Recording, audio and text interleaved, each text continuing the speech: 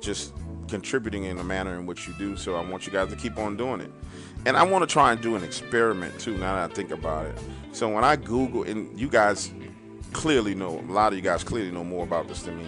So when I Google Dark Waters channel, it just recently started showing the Dark Waters logo and everything else. But prior to that, it was showing this movie Dark Waters.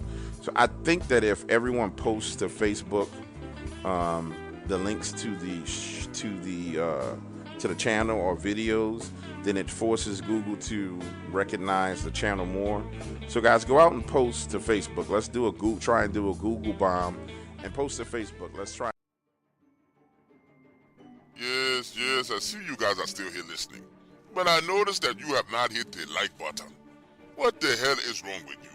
Why won't you get the likes to equal the number of viewers here? Hit the like button immediately, or I will chop off your head and mount it on my wall.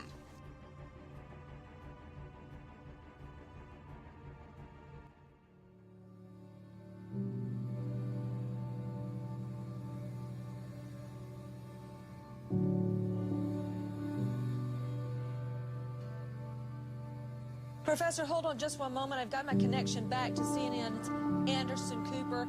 Anderson, what's the water and food situation there? It is very bad. I mean, there basically, as far as we know, is no potable water. There's no electricity for pumps, and there's a lot of the people have been evacuated. We found a couple of people just kind of stumbling around and just kind of looking for something. They don't have electricity. They can't cook up their food. It's rotting. Some people have been encouraged to try to barbecue whatever food they have in their refrigerator, but you know, there's no ice. It is really miserable for people here right now. We've seen a bunch of people lined up for some ice just to get a cool drink. Anderson, barbecue how? Rub two sticks together?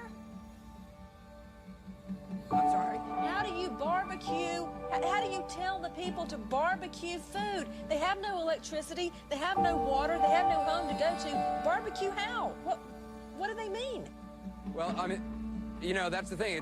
All you can do is build a fire and try to cook up what you have. I mean, it's a survival technique, you know. I mean, it's really gotten down to that, and it's hard to sort of, you know, we're all comfortable in our regular lives, and it's hard to imagine how quickly you can be just taken out of your life, living your normal life, and you know, being brought into survival conditions, and that's what people are in right now, Nancy. You know, darkness has fallen. People got nowhere to go. It is really, it's miserable, and it's just going to get worse. There's no end in sight, really, for these people.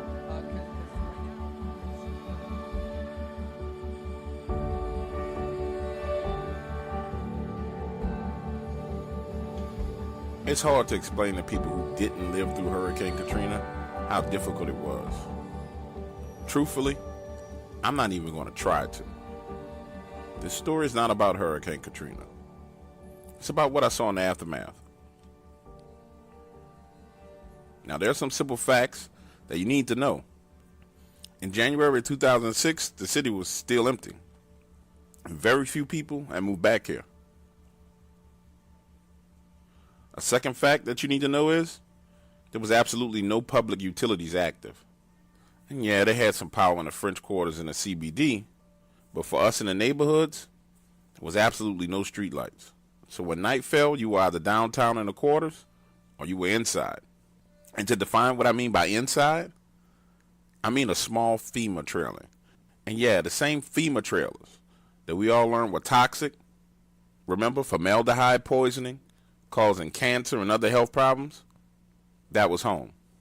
My wife and I were living in one of these death traps in my neighborhood of Lakeview, not too far from City Park. For those of you who don't know, City Park is at the heart of the city of New Orleans, hence the name City Park. She and I had just had the most terrible argument. I don't know if it was the stress of being in such small quarters or PTSD from living through such traumatic events, but we had a knockdown, drag-out argument, the kind of fight that it's best to walk away from. And as it was nothing outside but darkness, I, being the man, was the one who had to walk away. So I stormed outside, hopped in my truck, and pulled off. As I was driving away, the exchange of words just replayed back in my head like an old broken record. My wife Karen's words stung and hurt. I'm pretty sure mine did too. Let me ask you a question. Have you ever been so zoned out and angry that nothing, absolutely nothing exists outside this mental bubble and haze? All your senses are shut off and you're completely inside your own head? Well, that's exactly where I was that night. I didn't even realize that the gas light on my truck was on until the damn thing stopped. So now, I'm stranded on the side of the road, and there are very few gas stations around. And none of them, absolutely none, were anywhere near me. So I started walking, headed back home. And honestly, man, I can't tell you how long it took me to get to the area of City Park. But as I was walking down the side of the road, I do remember the moon being bright. Bright enough that I felt comfortable in a situation that otherwise I shouldn't have been comfortable in. And with everything going on in the city, I shouldn't have been my ass out there at all. As I walked, I felt this breeze blowing against my face. It was cold and strong. So cold that it forced me to pull my black hoodie over my head. And that's when I got my first whiff of this smell. Rotten meat, wet dog, blood. Definitely blood. And it was strong. Strong enough to stop me in my tracks. Now, nothing in that park should have smelled like that. And as I stood there on the side of the road, I noticed something moving ahead of me. This thing was no more than 50 yards away from me. And it walked out onto the roadway from a row of trees. And what I saw, I still don't believe to this day. I could see this dog-like head, wide shoulders. And whatever this thing was, its body tapered down to its waist. It was hunched over at first. Then, as its feet hit the concrete, it stood straight up. This thing was 6 to 7 feet tall. Man, I stood there in absolute disbelief. And what it did next was confusing. It kind of skipped forward, then leaped onto the neutral ground. After that, it took one more leap, and it was off the neutral ground and crossing into the park. Now you have to understand, the minimum distance from one side of a neutral ground to the other in New Orleans is about 40 to 50 feet. And this thing jumped it with no problem. And I heard about the rougarou from my family, mostly Cajun and coon asses. But it being here in the heart of a city, man, this had me shook up. So I quickly turned and started walking back to my truck. In my mind, I'm hoping and praying that this creature was alone. I had been walking about another 10 minutes, and I saw a National Guard truck heading down the road. I stood there in the middle of the roadway, arms straight up in the air, waving, trying to flag them down. But these bastards just drove straight past me. And I know they saw me. They had to. That walk home was the scariest thing I had ever experienced in my life. Just the thought of something like that being out there completely messed my head up. When I got back to the trailer, I was so shook up, my old lady just asked me what happened. And as I started to tell her what I saw, she didn't seem surprised at all. And she believed me 100%. From that day forward, whenever I left out of the house, I was on guard. The rougarou out in the swamps, man, I could see something like that happening. But here, in the city of New Orleans, to this day, that still blows my mind.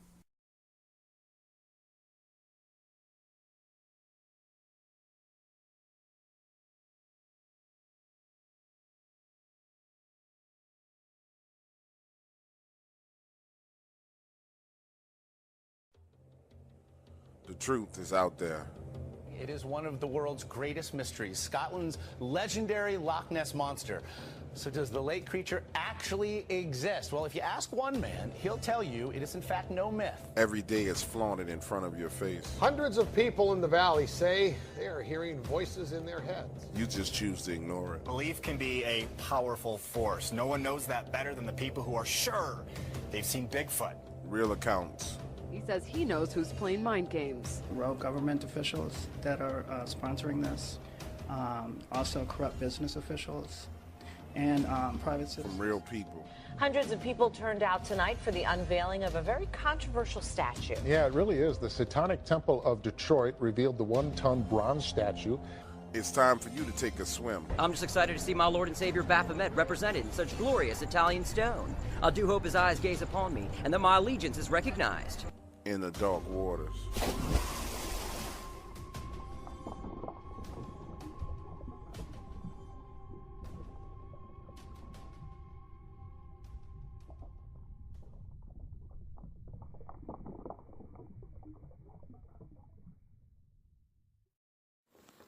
The Dark Waters channel is for entertainment purposes only.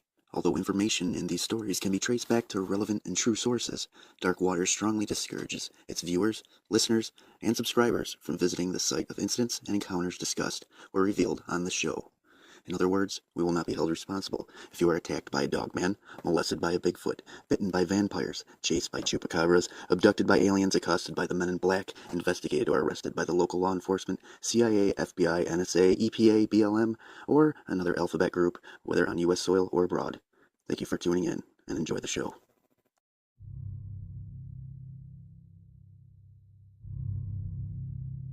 America is home to a centuries-old legend. A hominid creature, known by many names: Sasquatch, Yeti, the Woodsman, and the most popular name of all, Bigfoot. Tonight, on the Dark Waters channel, we travel into the world of Bigfoot, where Bigfoot truth seekers combine forces to share stories and encounters from around the world. Tonight, we proudly present the Bigfoot Bonanza.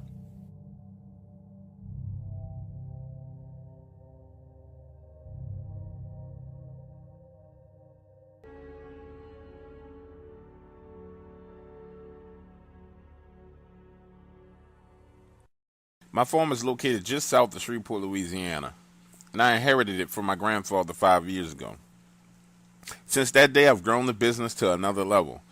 One of the only commercial farms here that does more business than mine is Mahaffrey. And Mahaffrey is one of the powerhouses of Louisiana's farm-to-food industry. Here on my farm, I grow everything: pasture-raised chickens, pork, beef, vegetables. I employ 32 people and have over $4 million worth of equipment here. Needless to say, I was very nervous when all this activity began to happen. It started about 3 months ago, when Jordan, my guy who manages everything to do with poultry, came into the house. He had this weird look on his face. Jordan is responsible for making sure everything goes well with my chickens, that the eggs are collected on time, that they get out and get exercise. He told me that as he let the chickens out for the day, he was walking around the fence line and noticed something strange. He said that he saw these tracks that looked canine, and that the tracks circled the perimeter of the fence, and then led back into the woods. According to Jordan, these tracks were huge, and whatever it was must have been a big dog on all fours. Standing in front of me, Jordan was clearly disturbed by these prints, and insisted that I come take a look. So we drove out to the spot near the chickens and walked the fence line. Initially, when he said big dog prints, I thought he was just talking about a big dog, but these prints were massive. This was like nothing I'd ever seen around my farm before. I now understood why he was so worried, but there was absolutely nothing I could do. And being crazy enough to try and track an animal that size into the woods, he's just looking for trouble. A few days passed, and Jordan forgot about the prints, and I turned my attention to this upcoming inspection that I had with the Department of Agriculture. You see, 6 months ago when I was going through my divorce, I fell way behind on paperwork. And luckily, I was able to talk to the inspector into giving me a re-inspection, allowing me more time to submit the proper documents. It was 3 a.m. in the morning, the day of the inspection, and I had been working all night to get the reports finished and the paperwork filled out for the DOA, when I heard a ruckus out at the cow pasture. See, my farm is wired for video and sound, so I went to my little video monitoring room to see what the deal was. What I saw on that camera I couldn't believe. My cattle were all herded up against the western fence line, 300 of them, huddled together in fear. And at the eastern side of the fence was some kind of creature. Its eyes glistened this green color on the camera, and it was huge. This thing was moving in and out of the view of the camera as it would back up to the wood line and then charge the fence. Based on its thing's size, it could have easily jumped over the fence or even ran through it. But it was like it wanted to scare the cattle. It was toying with them. Trying to figure out what to do, I decided to grab my cell phone and to open up the video app that allowed me to monitor the cameras mobily. Then I went to my closet and I grabbed my shotgun. This creature, whatever it was too big to confront. But I figured if I just went out back and fired a few rounds into the air, it would leave like any other animal would. Boy, was I wrong. I stepped out of the back door with my shotgun, pointed into the air, and fired while I was looking at the camera. This thing stopped, turned its head in the direction of the gunfire, then it starts heading in my direction. Only then did I get a full look at this thing as it jumped the fence and ran through the cow pasture coming straight towards me. I don't know if you ever seen that movie Underworld when those creatures are running on all fours, that's exactly what I saw. It was unreal. I rushed back into the house, locking the door and headed into my office. It was now 3:35 a.m., and I would only be alone for another 10 minutes. The morning crew of workers, including Jordan, would be pulling up any minute.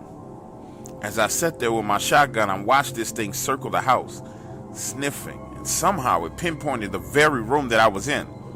That's when I heard the scratching and banging on the walls. I can't express to you how terrified I was. For the next 9 minutes, all I thought about was that I was going to die. This creature was going to break down the wall and eat me. I looked at the camera as this thing on all fours kept banging against the wall with its shoulders over and over and over again. And the scratching. Oh my God, it was something out of a nightmare. Looking back on it all now, this thing had to be trying to intimidate or scare me. Because it didn't make sense. If it wanted into the house, it could have just ran through one of the glass doors or broken down the front door. It seemed like it was forever, but finally my watch beeped 3:45, and I could hear the trucks begin to pull in the parking lot out front. Jordan and his crew were always the first there in the morning. I watched on camera as this thing looked directly at the light of the trucks. Then with speed and agility unlike anything I'd ever seen before, it ran off towards the back of the farm. Jordan and his men were walking around the side of the house when I came out the back door. My face must have given it all away, because Jordan's first question was, "Did you see it?" All I could do was nod my head yes. That's when he told me about the Dogman and how it had been seen all over the United States, especially in Louisiana. Jordan had me listen to several shows, and that's how I found you. We've been using the powder that your guys recommended and have gone as far as to maintain a perimeter around our farm with it. I haven't seen this creature since we made the changes. However, I'm starting to hear rumors that other farms in the area are having similar problems, except for they've lost chickens and cattle. I'm even hearing about more than one of these things appearing at the same time. I hope this is my one and only time ever seeing Dogman.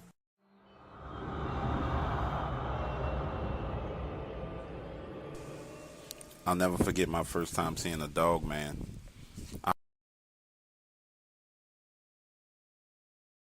To Black Southern Baptist, and I can never forget that day. It was at a revival service. Back in those days, Christian revivals were held outdoors, inside tents.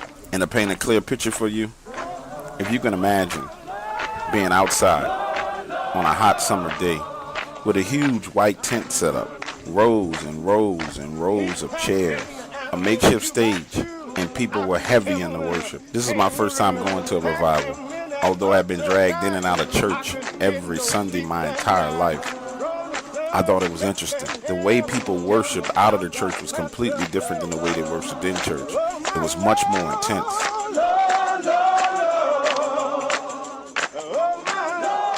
And I could never forget the sounds of that day. The revival had started at about 3 o'clock and had gone on for hours. And right as the sun began to set and the pastor started doing the altar call to save souls, something weird started to happen. From my position on the right-hand side of the back row, I started to hear the strange sound coming from the woods, but I wasn't sure what it was. You could hear it faintly, just above the sound of the singing. Then as the singing and the clapping stopped, I could hear it clearer. Something was growling, and growling loudly. Initially, I thought I was hearing things until my grandmother started looking in the same direction as the sound. Then others in the congregation began to look that way too. And out from the wood line stepped something I had never seen before and hoped to never see again. This thing was massive, 9 feet tall, with the huge head of a wolf. Its fur was black, jet black, and its upper body had more muscles than anything I had ever seen. It just stood there, showing his teeth and growling. The people in the congregation finally caught on to it and began to run. The pastor grabbed his Bible and began to pray, repeatedly saying, "Get ye behind me, Satan. Get ye behind me, Satan." Until one of the deacons grabbed him by his collar and pulled him, yanking him off the stage. Everyone ran back to their cars and fled the area. I never knew exactly what that was that I saw until I heard you on Coast to Coast AM talking about the Dogman. I'm sure that not only did I see a Dogman, for 200 other people.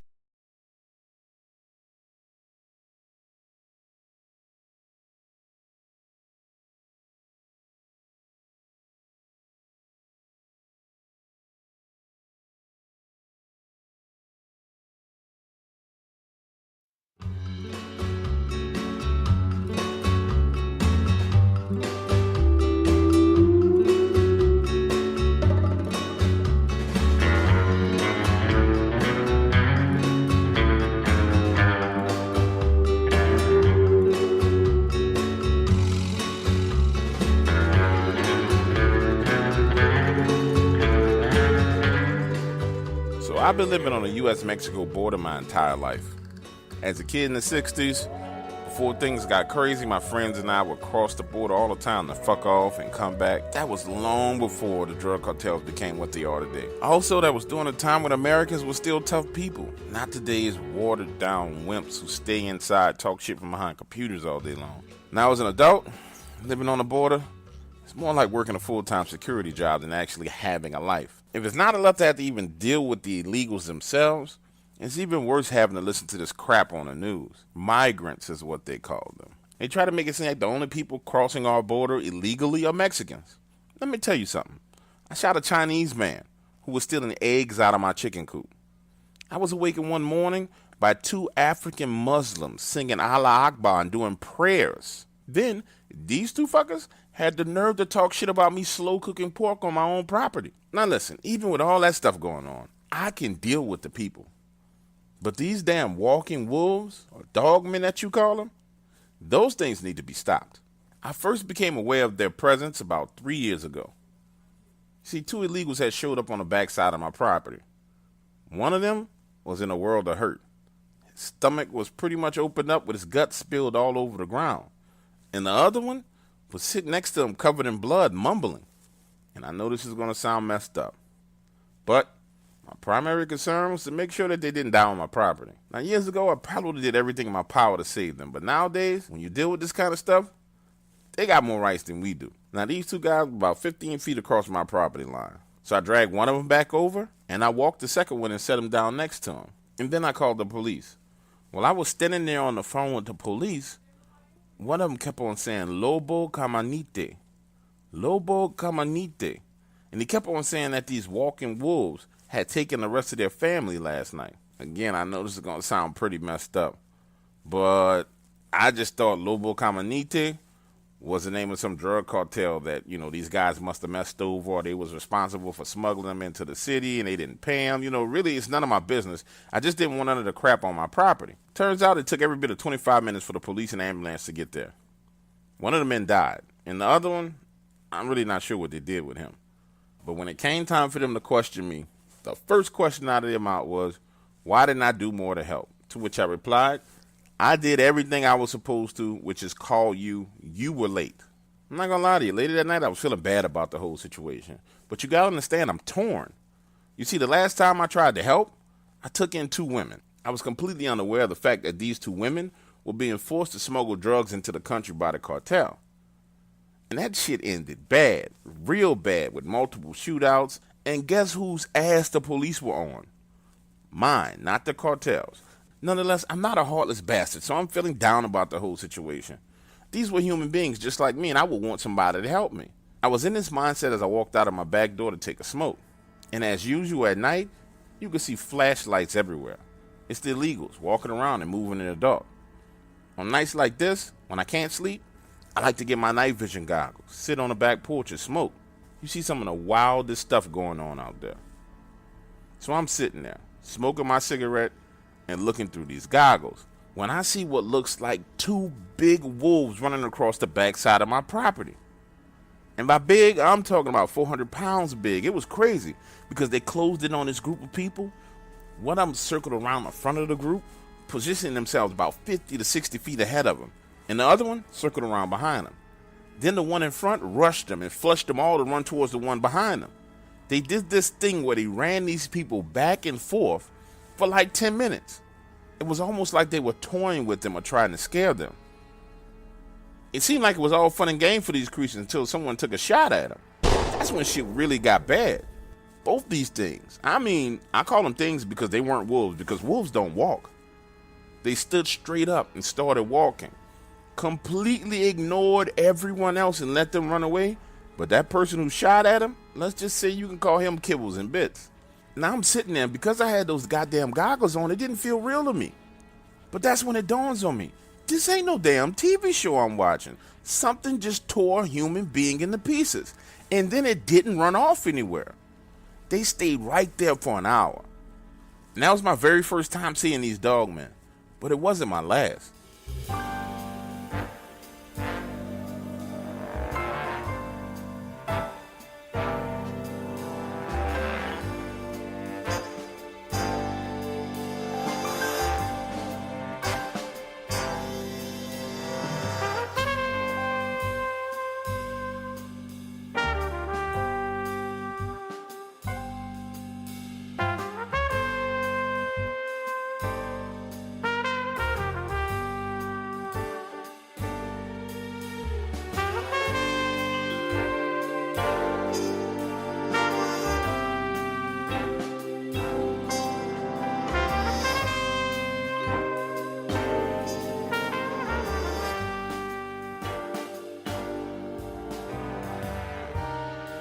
What's up, everybody? It's your boy Dog Waters checking back in with you guys. Now, listen to me carefully. You know, I'm going to do some inside baseball for this particular story, but that story is nowhere near over.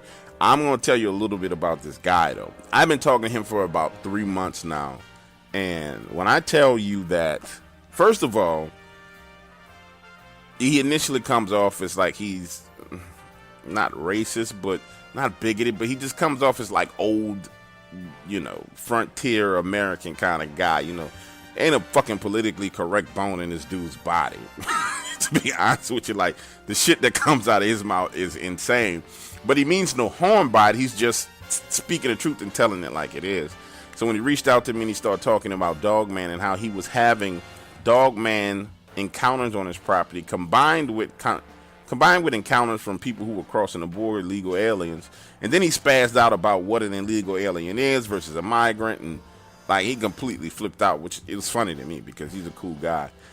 And he started sharing all this information with me. He was like, you know, I want to do an interview with you and I want to tell people what's going on. I'm like, great, well, let's start with doing a story. And now that I've heard all of his stories, which are about 6 of them and 6 different encounters, I think you guys are really, really, really going to enjoy these as they come down the pipeline. You really, really are.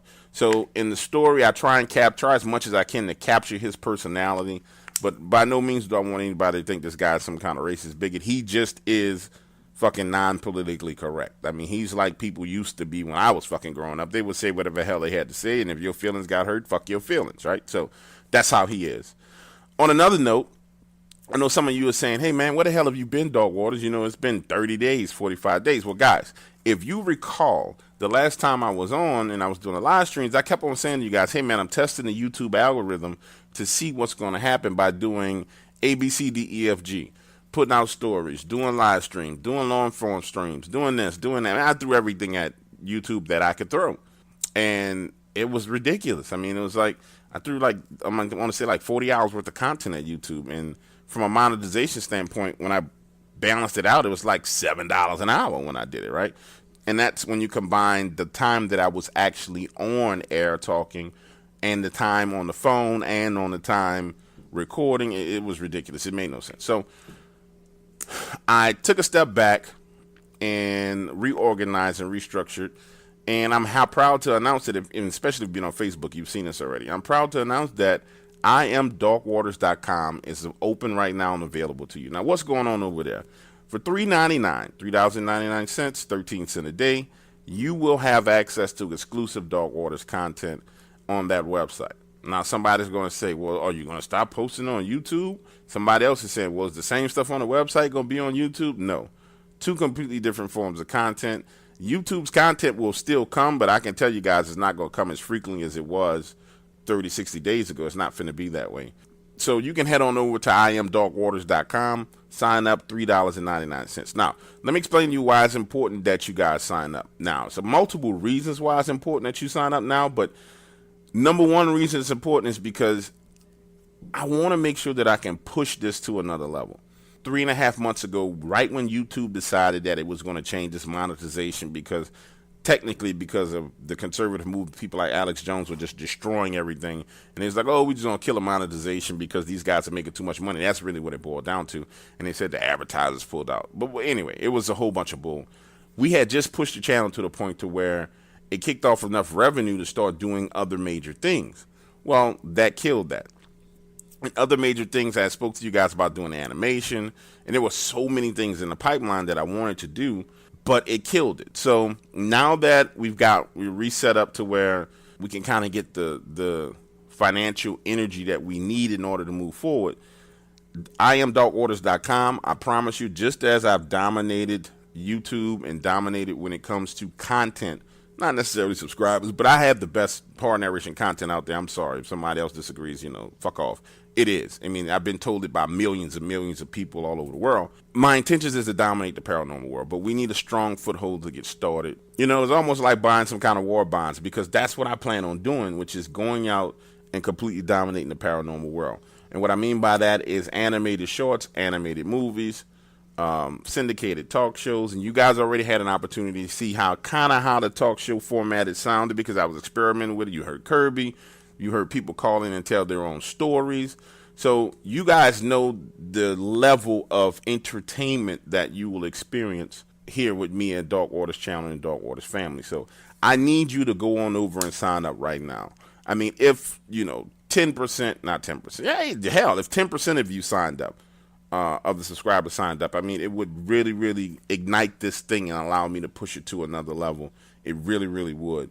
And another reason why you should sign up is because as of right now, if you get in now, your price is going to be grandfathered in at $3.99. I mean, I'm just going to be honest with you. It'll be grandfathered in at $3.99. Now, when the animations and other things start hitting the table that actually add more value, then the price won't be $3.99. If there's an animated short movie on there that costs $5,000 to produce, but you get to go in there and listen to it, it's not going to be $3.99 and jump to get access to all that content. But if you're in now, you're grandfathered in for the future, and I can see the price shooting up extremely, extremely high based on some of the things we got going on behind the scenes and some of the people that we're talking to. So head on over to IamDarkWaters.com. IamDarkWaters.com. Sign up is $3.99. There's content there for you now. There will be constantly and consistently uploaded with content. And if someone says, well, you haven't uploaded content in the past 30 days, how I know you're going to upload now? What I will tell you is this: go back to the prior 30 days and look at the amount of content I was able to create and put out. So if I was able to do that then, and it was an experiment, then please realize and understand and recognize that I'm the best, and the best is not going to leave you short. So IamDarkWaters.com today. Head on over, sign up. I really, really could use you guys' support. And I know the Dark Waters family is going to support me, so I'm not really worried about it. $3.99.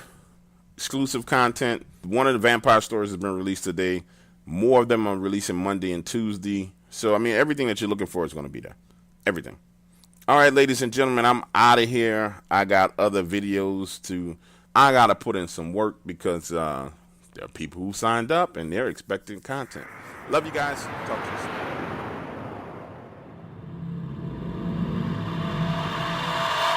soon. Blood-curdling, spine-chilling, heart-racing fear. You are now listening to Dark Waters Radio.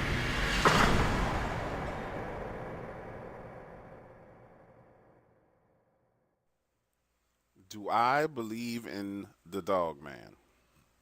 To be perfectly honest with everybody, the answer is no. I believe in the paranormal? Yes, absolutely. And I have a very healthy respect for it all. Which is why you rarely hear me have any stories about ghosts or demons on this channel. Frankly, I'm afraid of them.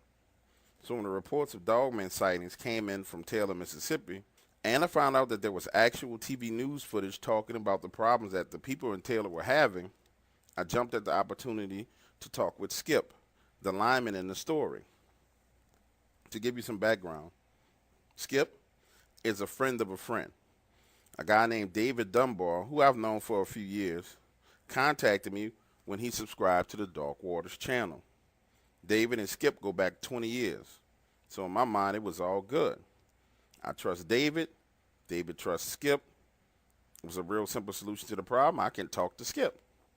So Skip and I had a Skype conversation when it was time to talk about his experience. He presented it.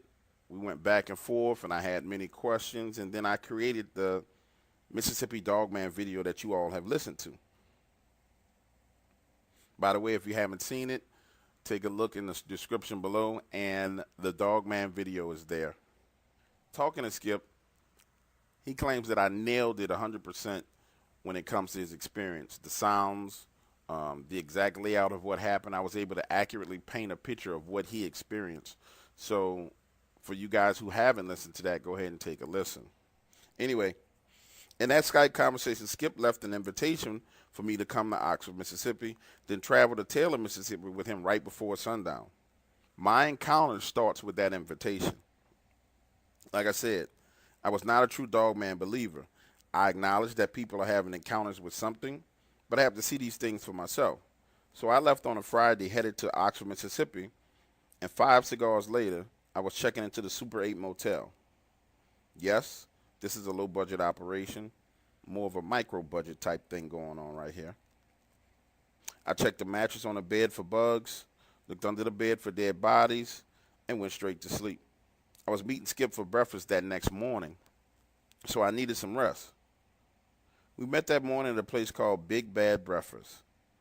He was a few minutes late, but nothing to be upset about. I was excited and was on my third cup of coffee by the time he arrived. We talked and talked, ate breakfast, and at first the conversation was kind of slow. You see, Skip is a northern Mississippi boy, and I'm more of a city boy from New Orleans. So it took a little time for he and I to gel. However, once we started talking about the Dark Waters channel, Skip really opened up. He wanted to know about many of the encounters that I have on the channel, and he wanted inside baseball on how I met these people. 20 minutes later, Skip and I were sitting there laughing like old childhood friends. And things were going well until the conversation pivoted towards his Dogman encounter and how we were going to visit the site. Skip's body language immediately changed. He started to get real tense, and he kind of clammed up, and I asked him, I said, "Are you okay?" He strained through his teeth saying yes, and we set a time for us to meet later that evening. I returned to the Motel 8, talked to my girlfriend on the phone, watched a little TV, and took a nap. We were supposed to be meeting at 3:45. Skip arrived at 4 o'clock, and we started the 15-minute ride down to Taylor, Mississippi. Old Taylor Road is a 2-lane highway. 1 lane going north, 1 lane going south. This roadway is kind of spooky in the daytime, so I can imagine how it was at night for him. The trees and bushes kind of overhang to the side of the road, to the point to where if you stuck your hand out the window, you can actually touch one of the tree branches. We rode along the roadway very slowly, and it was pretty much no traffic. The only thing that passed us was a funeral procession, and in true Mississippi tradition, we pulled to the side of the road and let the funeral procession pass, paying our respects to the dead. We talked as we rode down the road, and we even stopped at private properties where people had recently had Dogman experiences. We didn't go in and talk to anyone, but we stopped and looked over the property. Right at about 5:45, we made our way to the section of road in which he had his encounter. To describe it, at this point, there's a slight bend in the road as it makes a sharp curve about 200 to 300 yards up ahead. We stood there in the middle of the road talking about his experience and him telling me about some other things that he heard about that happened down at Sardis Lake.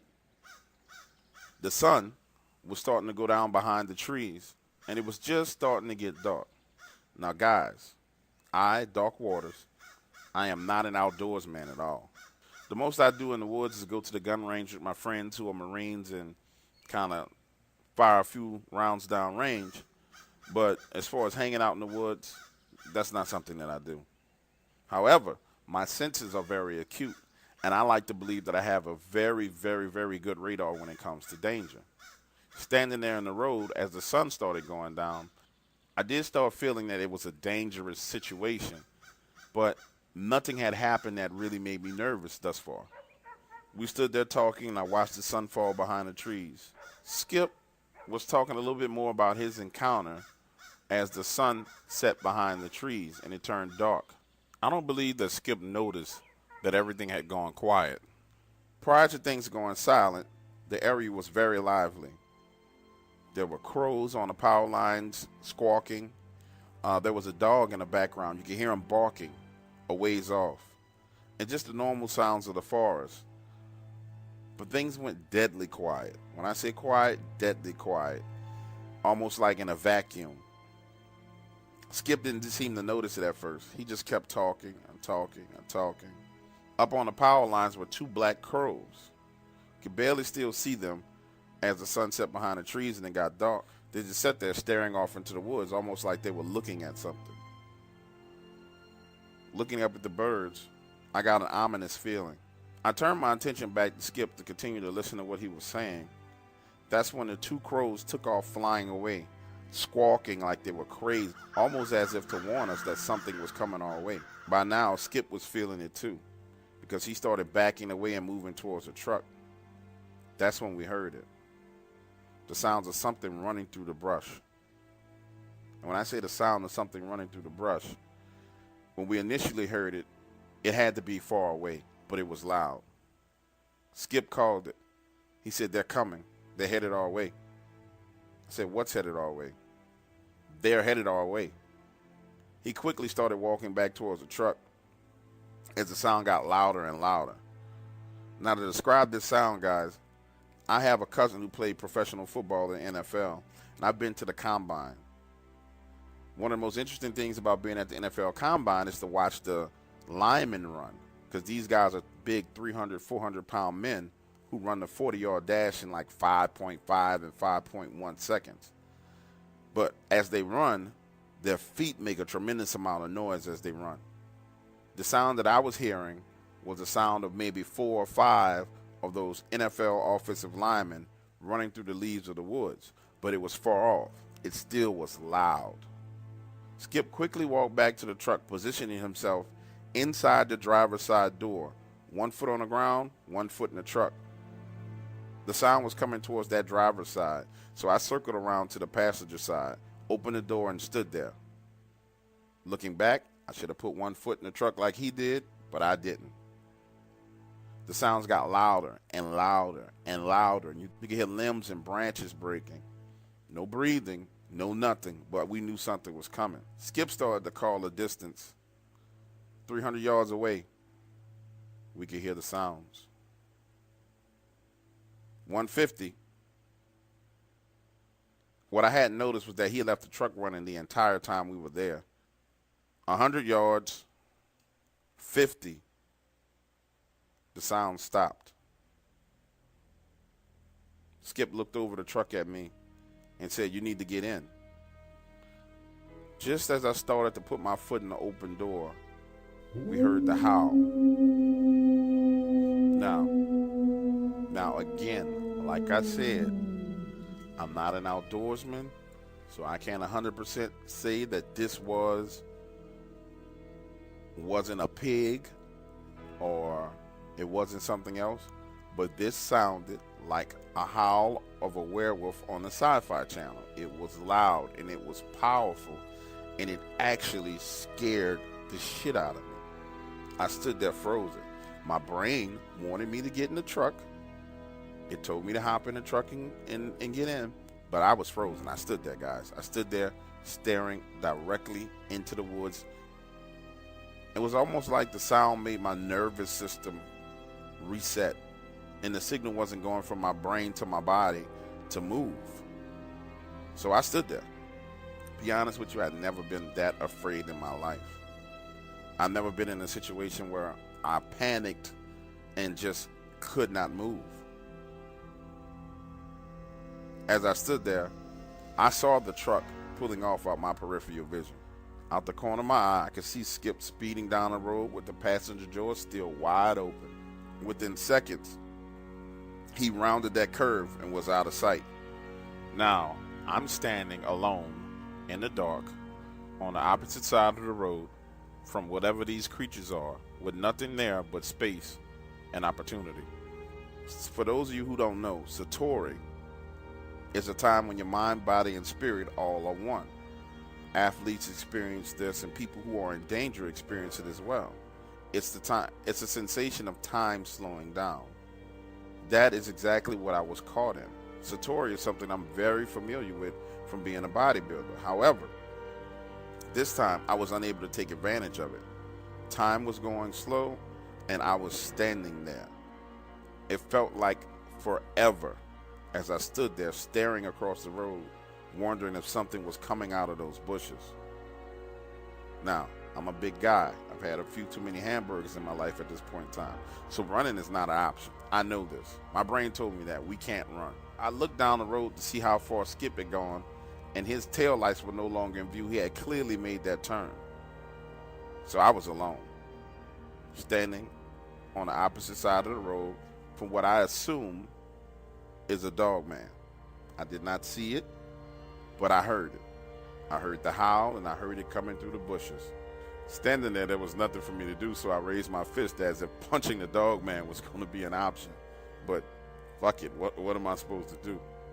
Time passed, and I couldn't tell you how long it was, and I started to hear the sound of the pickup truck screeching to a halt. In the back of my mind, I was like, good. Skip has figured out that I'm not in the goddamn truck. And then I heard the tires squealing as the truck turned around, and I could hear the engine revving as he was coming back towards me. The headlights from the truck lit up the street and the brush across from me, and something big and black moved from left to right. Skip slammed on the brakes, stopping the truck right in front of me, yelling, "Get in, get in!" But I wasn't going around to the passenger side. I hopped into the bed of the truck and he pulled off. The conversation that happened after that was very, very heated. I was pissed that he left me. He was pissed that I was chicken shit enough to stand there while he left me.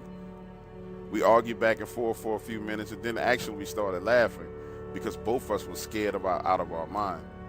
When we got back to my motel room, we just sat there and had drinks. And I told him, I said, man, I'm not sure what the hell that was. He said it was the Dogman. You heard the howl. You heard it coming through the bushes. I told him I didn't see it, though. He said, did you want to see it? I really pondered this question for a few minutes before I answered. Truth is, I don't think I really wanted to see what that was. Based on what I heard, the little flash of blackness that I saw, and the size of the whatever it was moving from left to right, I don't think I ever want to see a Dogman. Ever in my life.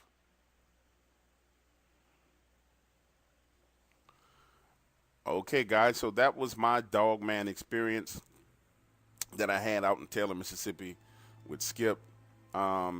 Just to give you guys a little inside baseball and let you kind of know a little bit more about what happened. I'm never going there again. Like, that experience kind of made me question the whole visiting the site of incidents that people claim have happened. Did I expect something to be there? Yes, I did. But did I expect something to come running through the bushes sounding like the refrigerator Perry, knocking over trees? No, I did not. And it's kind of difficult to explain to you guys the sound. The sound of the howl. It's very, very difficult to explain what it does to your body physically.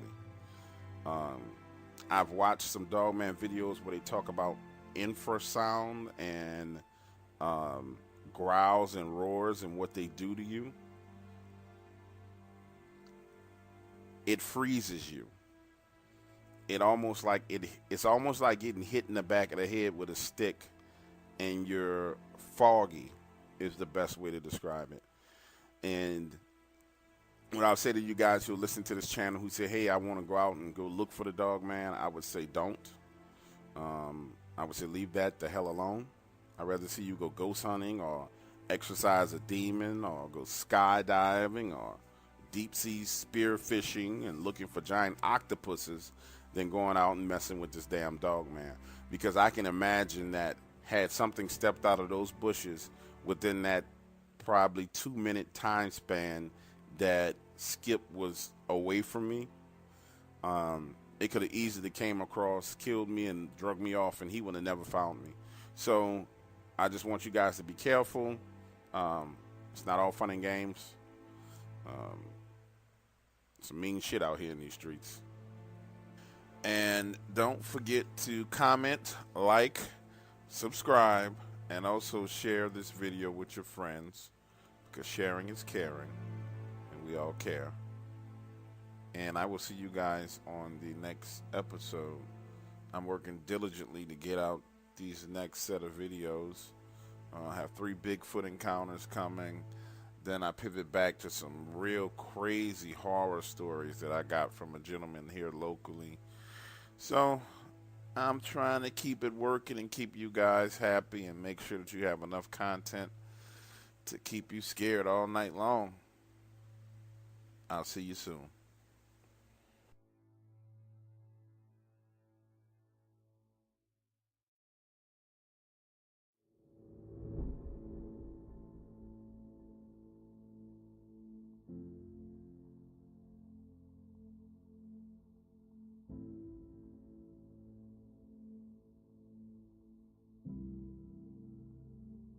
Third time I saw Dogman, it was equally as dramatic. But the next one I saw wasn't the same as the other creature. It was bigger, way bigger. Colossal is probably the best way to describe this thing. I think it had been about a month and a half since I had my incident at the front gate. And at this point in time, I was fully aware that these things were roaming back and forth on my property. So I called one of my friends who's a sheriff, have him come over for a sit down. After about 20 minutes of fluff conversation, I started to share my experience with him. During this conversation was when I learned not only was he aware of these things, but that the best way to keep them away from your house was to keep it well lit. And the craziest thing about this conversation was he said everything so casually, like it was nothing to him. He recommended that I get in contact with an electrician named James, have some lights put up around the house, and he guaranteed that things would be okay. The following day, I did exactly what he said. I hired an electrician to wire 240-watt super bright floodlights, put them on 4 poles around all corners of my house. The electrician, James, took about 2 days to complete this job, right? And when he was finally done, we sat on the porch and had a glass of lemonade. We talked about his wife, his kids, his family, and he wanted to stick around until dark to fire up the lights to make sure they had no issues. So he and I are sitting right here on my porch talking, when he kind of just slips this into the middle of the conversation. He says, you know the lights will keep these things away from the house, but there's not much you can do to keep them off your property. He said they come and go as they please. And in a few months, they'll go back across the border and they'll be gone. Like I said, he was referred to me by my friend who's a sheriff, but I didn't know that he was aware of these creatures himself. So I played coy. They? What do you mean by they? And after I said that, that's when he kind of got a little bit of an attitude with me. He said, what do you think, I'm stupid? I saw the prints. Do you think you're the first person that the sheriff has hooked me up with to do this kind of job? You just need to be cool. If these creatures were after you, they would have gotten you a long time ago. They're not here for you. It's mating season. As long as you don't bother the alpha, none of them will bother you. Now, at this point in time, I probably shouldn't have continued to play coy, but you got to understand something. I was uncomfortable talking about this. The first reason was I'd already gained the reputation of being this old hard ass who lived in the area. Then, the shootout with the cartel, having problems with the Border Patrol and the FBI, I just didn't want any more attention drawn to myself. And the last thing I needed was him going out to people saying that I'm the crazy old man who thinks that he's got werewolves on his property. But then James went on to share something with me. He said that he had seen this happen many times over the past 10 years. These creatures would move across the border, roam in about a 20-mile radius, back and forth, causing havoc. They mate, then they return back south to the border. That was all the information I was able to get out of him. But when the sun set, he flipped the switch, and wow, let there be light, bright lights. After that, James hopped into his truck and looked me dead in the eyes and gave me a stern warning. He said, let this storm pass. Don't shoot these creatures. Don't look at these creatures. And if you don't bother them, they will not come into the light. You can freak out all you want, but don't shoot them. I'm telling you, it'll end bad for you. Now, at this point in time, I didn't have the nerve to tell this man that I'd already taken a shot at one of these creatures. So I just nodded my head, told him yes, and went back inside. The next few days and nights were quiet on my property. I had finally started to relax. And yeah, it was weird knowing you had monsters just outside of your walls, but I was dealing with the whole situation. I would say it's about 8:30 at night. I'm walking down the hallway headed to the kitchen, and for some reason I glanced upwards through the security bars on the back door, and I saw these eyes looking back at me. This kind of dull yellow eye shine about 9 feet in the air. I walked up right up on those bars, and I could see this thing standing right at the edge of the light. Massive shoulders that taper down to a slim waist. Huge, thick thighs, and this thing looked pissed. It was breathing heavy like it had been running or something. And it was just kind of moving back and forth, pacing, like it was thinking. I noticed thing saw me standing there. And then it let out this roar. Not a growl, a fucking roar. Turned and walked away. Later that night, I looked out of the door again. And I saw what looked like about 15 or 20 of these things stampeding across my property. The speed and agility at which these things move is unbelievable. They moved in a single file line and had eye shines that ranged from orangish red to red itself. And at the front, those big yellow eyes. When I was standing there, I couldn't help but wonder if that yellowed-eyed one had come to pay me a visit because it had shot at one of the other ones. And maybe, just maybe, me installing those lights had saved my life. After seeing yellow eyes, that was the last time I thought about pointing a weapon at these things. They moved about my property for the next 5.5 weeks. And then just like that, they were gone.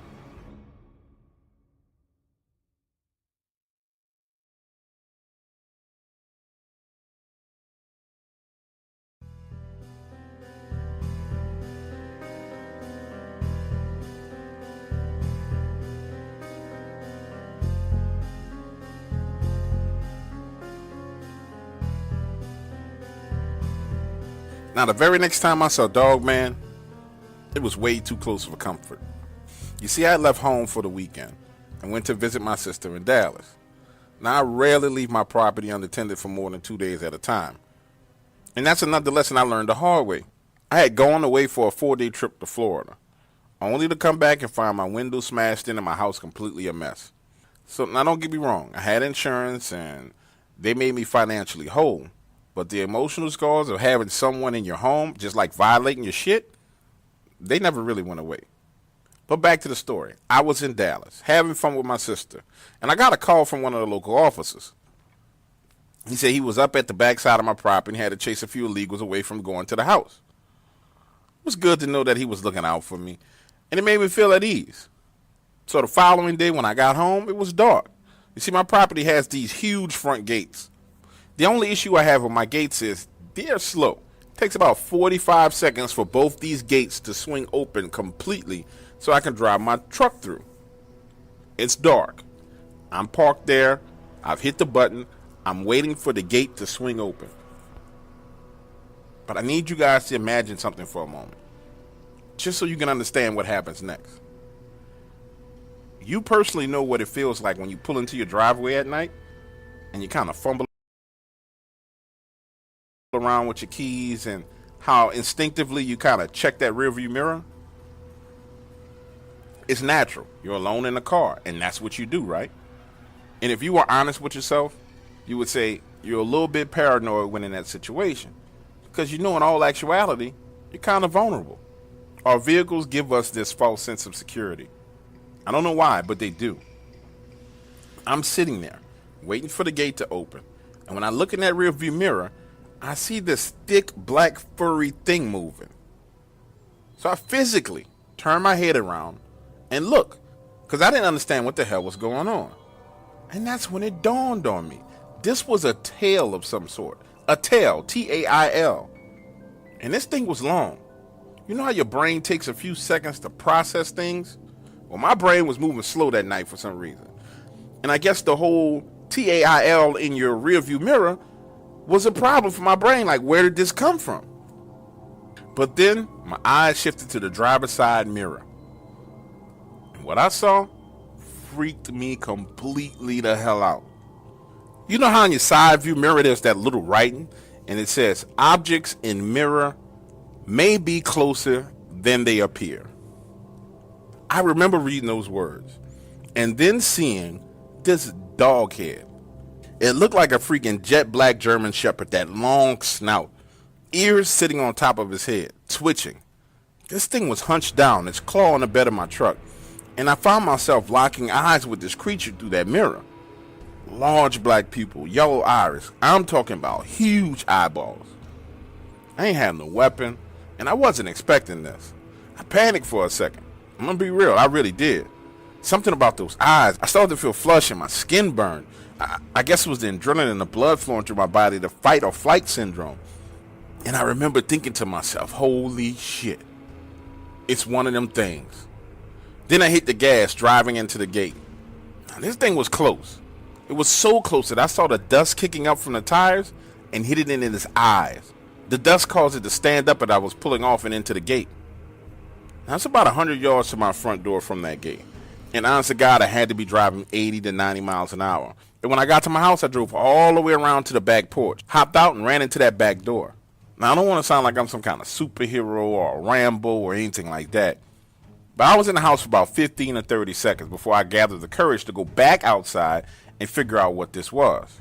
So I went to my closet and I got my AR-15 and I went out of that front door. There was still dust in the air when I walked off the front porch and searched for this thing. I would say I walked about 30 yards from the front door and into the darkness when my instincts started to kick in. And by instincts, I mean like something told me that maybe, just maybe, this thing wasn't alone.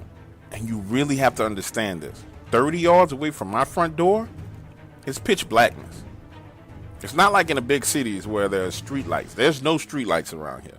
The only light I have is the light from the moon, and she wasn't shining too well that night. So I've turned on the tactical light on my weapon, and that's when I hear this growl coming from ahead of me. Understand, growls of normal animals last about 2 to 5 seconds. This growl was long, 15 seconds, 20 seconds long, and the vibrations, I felt them physically going through my body. That growl pretty much told me it was time for me to get my ass back inside. And again, it reinforced my thought that maybe, just maybe, this thing might not be alone. Now, I didn't want to turn and run, because even a freaking small house dog would chase you down if you turn and run. So I let a few shots ring off. And if you ever been shooting outdoors with no earmuffs, then you know the sound echoes real loud. So now my ears are ringing. And I realize again, not only did I go back out of the house looking for this thing, and it may be more than one, but my silly ass shot my gun, and my ears are ringing, and I can't hear, and it's pitch black out here. I'm fucking up all kinds of ways. The only thing I really could rely on in that darkness was my hearing, and I didn't even have that anymore. So I started backpedaling backwards like an NFL player. And when I got into the light, I stood there for a moment. Kind of made me feel safe. But then I thought I need to get in the house. Now that particular night, I didn't sleep a wink, because that thing I saw could have ran through my front door or even through my front wall if it wanted to. I stayed up on the sofa watching TV all night, the rifle laid right across my lap. And then the next morning at sunrise, I drove back up to the gate. Now, a big part of me wanted to believe that I was hallucinating the whole situation. Maybe it was jet lag. But then I saw them. These prints, huge canine prints, leading right into my front gate and then tapering off to the right, heading around the side of the house. After seeing those tracks is when I realized that I personally was going to have a problem with these creatures. Not just the illegals, not just the police, not just the cartels, but these creatures were going to be a big freaking problem.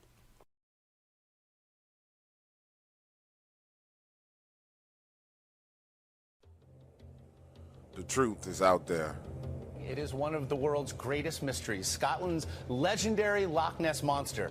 So does the lake creature actually exist? Well, if you ask one man, he'll tell you it is in fact no myth. Every day it's flaunted in front of your face. Hundreds of people in the valley say they are hearing voices in their heads. You just choose to ignore it. Belief can be a powerful force. No one knows that better than the people who are sure they've seen Bigfoot. Real accounts.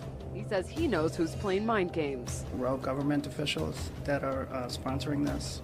also corrupt business officials, and private citizens. From real people. Hundreds of people turned out tonight for the unveiling of a very controversial statue. Yeah, it really is. The Satanic Temple of Detroit revealed the one-ton bronze statue. It's time for you to take a swim. I'm just excited to see my Lord and Savior Baphomet represented in such glorious Italian stone. I do hope his eyes gaze upon me, and that my allegiance is recognized. In the dark waters.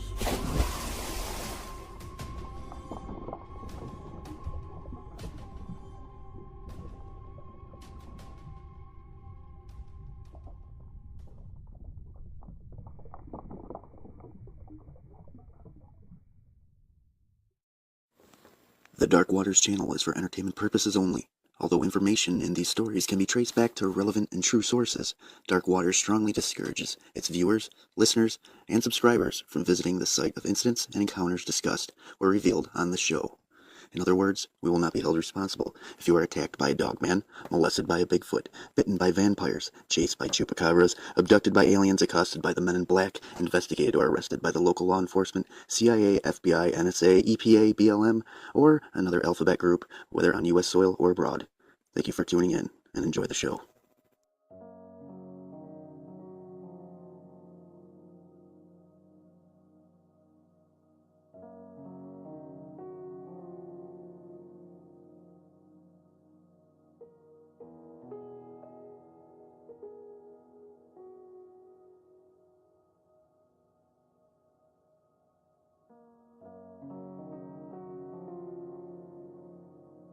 I've been a realtor for the past 15 years. Got my start in San Diego. Made a shitload of money. After I made my goal of $3 million, my wife and I retired to a small town, 150 miles away from the U.S.-Mexican border. But I couldn't just give up my love of real estate. So I continued to take listings and sell properties.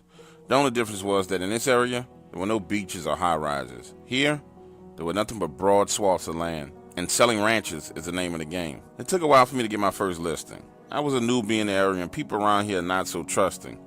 But after 4 months of hanging out and a few political donations, I got my first listing. A 30-acre ranch that was bank-owned. Truthfully, I didn't need the money. I just loved the rush of working the deals.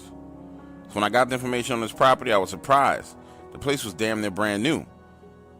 At least the house, I mean. It was built 5 years ago, and the property went into foreclosure 23 months after the permanent loan was put in place. So I'm thinking to myself, man, this should be an easy sale. And I decided to head up to the property to lay my eyes on it. I need to visualize myself selling this place. In order to get to the actual house itself, you had to turn off the highway onto this dirt road and travel a little less than a mile to get to the front gates. While on that dirt road, I realized that whoever built this house was a serious recluse. I mean, they must have wanted privacy. One of those off-the-grid types. There was no way I would have spent the type of money they did to live in such a desolate place. When I arrived at the front gate, I had to hop out and unlock it. This gate was massive, 9 feet tall, made of steel, and was beautiful. This family spared absolutely no expense on this house or this property. From the gate, I could see the house about 250 yards away. I drove right up to it, pulling up damn near at the front door. Typically, I do a walk around the property and take measurements. But there was a recent appraisal on the bank package, so luckily all I had to do was just go inside and see it for myself. Just as I was putting the key in the door, I heard what sounded like another vehicle coming up the road. Remember I told you about how desolate this place was? So I knew the only way somebody was coming down this road was they were headed to the property. I finally was able to see the vehicle. It was a cop car. The vehicle pulled in the gate, and it's this female officer. She parks, exits the vehicle, starts eyeballing my real estate sign on the side of my car, then starts to ask me what I'm up to. To be honest with you, this was a tense moment, because she had her hand on the weapon the whole time. It took a while for her to relax. Then she started telling me about the place. She said it was owned by a man named Kevin Shields and his family. They built the place as an off-grid location. Then she goes on to tell me about the underground bunkers and all kind of other little crap that's associated with this property. It was during this conversation that I learned that Mr. Shields died from some kind of wild animal attack. He tried driving himself to the hospital and had a wreck on the roadway, flipping his vehicle over and dying. Then she goes on to tell me good luck with selling the place and explains how there's lots of weird things that happen in the area. People are always reporting strange lights in the sky, hearing noises that sound like broken tornado sirens, and about these very large wolves. Diana, the officer, goes on to tell me that she was called out to the property one night when Mr. Shields was away on business. His wife and older sons were home alone. She said that when she arrived, they told her they thought a person was stalking the house, but whoever it was had run off. So she drove around the property in her vehicle to take a look around. And that's when she saw this huge wolf on all fours, walking in a dried up creek bed that runs along the west side of the property. She said other officers had been called out as well and witnessed these same large wolves. At this point in time, I'm starting to get freaked out, and I want to change the subject. So I asked her if she wouldn't mind joining me as I did a walk around through the house. As I walked into the house, I realized that it was still furnished. I mean, this family clearly had just picked up and left in a hurry. There were still plates and dishes in the cabinets. And Diane, she looked disturbed as she walked around inside the house. At that point, I started getting the feeling there was way more to the story than I was being told. 20 or 30 minutes had passed, and then she said something real freaky. She said, "We need to be out of here by dark." And that's when I noticed this panicked look on her face. So I took her advice, and we left. The property sat on the market for 3 months before I got one phone call. And this call was from a man out of Texas. And this guy was weird. He was an oil man. Said he needed a place to prepare for the end of days. I mean, he seemed like a real smart fellow. But he thought the apocalypse was coming like next week. 2 days later, I found myself out at the property with this guy we'll call Big Tex. Now, normally, I like to show properties in the morning time. But this particular case, we were forced to do it around 4 p.m. because he came into town late. By 5:30, we had gotten through the house itself. And he still wanted to see the bunker and food storage area. And the barn that was towards the back of the property. I tried my best to get him to agree to start again in the morning, but he had plans to get back on a plane that night. Now, this property has no utilities turned on. So when the sun went down, we were just working with the headlights from my car and handheld flashlights. But luckily the sky was clear, and the moon provided good light. So we headed into the bunker and walked around a bit and then came out. I started getting that itchy feeling, like I can get this deal closed. So we were standing right in the front of my car. I had the contract in my hand, $2.5 million at 6%. I'm talking about $150,000. If I can get Big Tex to sign on a dotted line, I get that money. And just as I handed him the pen, I hear this growl. I mean, this thing was loud and deep. Tex looks at me and said, "What the fuck was that?" Now, in the back of my mind, I'm thinking, Diana was serious about these wolves. They got wolves out here. Then it growls again. But this time, the sound is coming from directly behind the vehicle. Tex and I jump in the vehicle and I start to pull off. And by the time I made a complete U-turn and headed back towards the front gate, Tex has damn near jumped out of the front seat of the car and into the back seat. Now, I didn't see anything at that moment, but based on his reaction, I floored it, getting up to about 55 miles an hour, headed back to the front gate. When I arrived at the gate, Tex's upper body was in the back seat and his feet and legs were still in the front seat, and he was screaming. I hopped out of the car and swung the left side of the gate open, and when I turned around, that's when I first laid my eyes on these creatures. Back about 150 yards away and moving towards us was what looked like an animal running on 2 legs. This motion was fluid. It wasn't labored at all. And this thing had a spring to its step, kind of like it was bouncing. For a few seconds I watched as this thing bounced back and forth, moving in my direction. Then I hopped back in the car and drove off, damn near ripping my bumper off as I hit the gate. Once we hit the highway, I found the gas station and pulled over.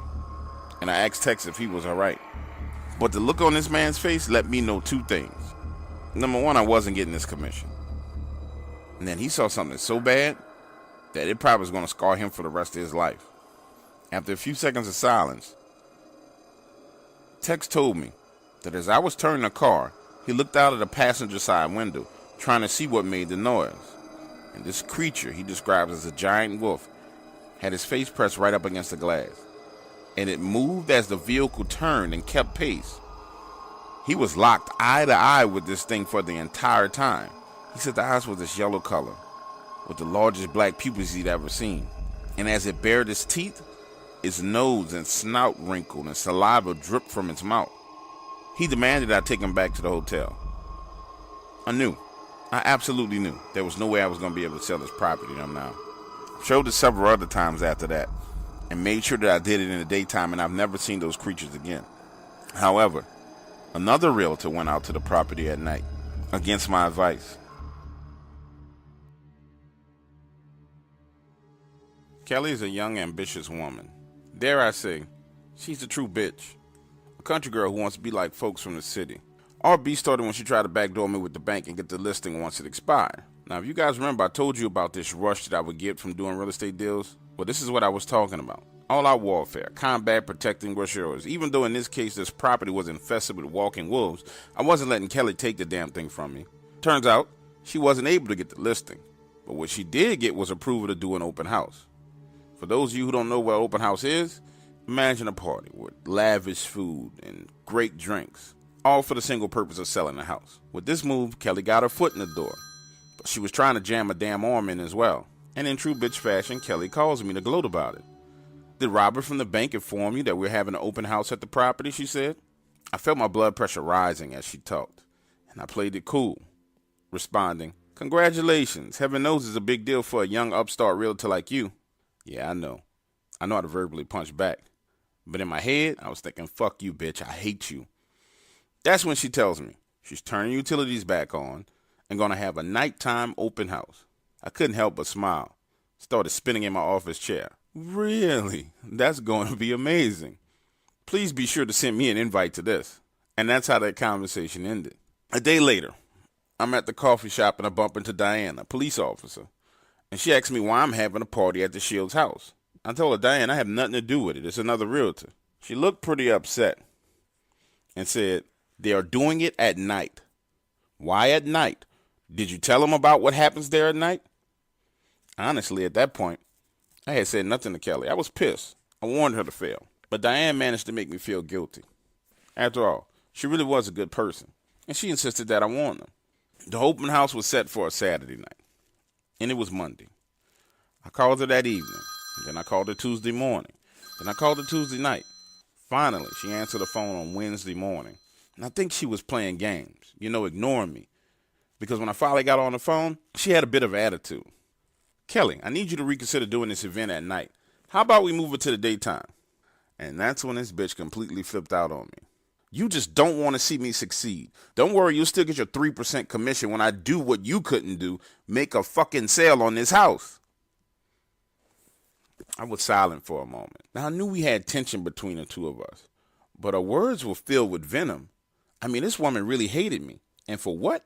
I didn't know. This was bigger than just competition. This was personal. So I turned around and made it personal. Listen, you little country, backwood, pencil skirt wearing whore. I'm trying to help you. The property is not safe at night. And if you don't believe me, ask Diana, the police officer. She'll tell you. As for my commission, the bank had the property on their books before I even moved here. If you were any kind of fucking saleswoman, you would have known how to find it and had it sold before I even moved into town. You are not on my level. And not even in my league. Fuck, you're not even on the same planet as me, bitch. I'm a Martian. You're a fucking cave woman, scared, trapped in a cave because you're afraid of your own shadow. Yeah, I spazzed out on her just like that. And it felt good. And then I hung up the phone. Thursday, I see Diane again and we're having coffee. I tell her, look, I did my best to warn Kelly. And I would be at the property all day. By nightfall, I was leaving. And Diane volunteered to go to the property with me. She said she was off duty that day. And when Saturday came, I met her at the coffee shop and we headed to the property. When we arrived, I quickly realized that Kelly had went way overboard with this whole damn party thing. When we pulled into the gates, there were catering trucks, flower trucks, a temporary generator, an outdoor movie screen. She went all out trying to get this sale. And I must admit I was impressed. But none of that shit was going to get me to stay at this property until after dark. When we entered the house, it was just a bustling with people, setting up flowers, cleaning crews, mopping and dusting. She even baked cookies to make the house smell like home. Kelly was doing her thing. It was hard for me to admit it. But if people showed up and things went well, we both were going to make some money. I first around and found Kelly upstairs on the balcony in the master bedroom. And we locked eyes for a moment. She looked dazed and confused. Like her mind was somewhere else. That's when she looked at me and said, you think I went too far? What if no one shows up? I just spent $12,000. She was worried about the money, and I could understand that. I had been there before. Without thinking, I can't even explain why I did it. I just blurted out, I'll split the cost with you. Right after I said it, I realized it was a moment of weakness, and I thought to myself, what am I doing? That's when Kelly smiled and apologized for the arguments we've had over the past couple of days. And just when we were making up, Diane walks in, making this awful, awkward entrance, tripping her way into the doorway. But she went straight to it. Kelly, I'm a local officer. Are you aware this place is dangerous at night? Why are you doing this? That's when Kelly looked at me and said, are you serious? I thought you were just being a hater. From there, I went on to tell Kelly my experience, and Diane shared hers. Wasn't sure it was the fact that Kelly had invested so much money into this event, or she was just a skeptic, but she didn't listen. In 2 hours, guests would be arriving. It was kind of late to turn back now. So we moved off into the house, and Kelly disappeared among a crowd of people working and cleaning. The very first guest arrived at 4:30 and was greeted with champagne and began to walk around the property. By 5:45, there were 45 people walking around. The sun was about to set, so I headed out to my car, only to discover that I had been blocked in. And by blocked in, I don't mean like one car had me hemmed in. All the cars in front of the property had me blocked in. Diana, who was clearly smarter than me, had parked on the side of the house. So I went inside and offered to trade cards with her so I can get the hell out of there. She just laughed at me and said, "You're going to stick this out with me, buddy. Put your big boy drawers on and let's see what happens." So the sun sets, and things are actually going very well. The generator kicked in, and the property was well lit. I felt safe. In fact, I felt so safe that I started trying to help sell the property. That's when I ran into Robert, the gentleman who runs the foreclosure department at the bank. Now, for some reason, Robert was nervous. He was sweating and looking around, and he was drinking like a sailor. Robert cornered me and asked, "You think you guys gonna get this property sold today?" And during this conversation is when I discovered that the bank actually fronted the money for this event, not Kelly herself, the dirty heifer. But anyway, he seemed so nervous, I knew something was wrong. So I decided to ask him straight up, "Have you seen the wolves on this property?" That's when his eyes got big. "Wolves? No, I ain't seen no wolves. But I've been here before, and I've heard the sirens and seen the lights." So I pulled him into the bathroom, and I asked, "What the fuck is the deal with this place, Bob? What are you not telling me?" That's when Bob began to spill the beans. He said, "It's Navajo lands. Navajo Indian lands. The bankers owned this property for years.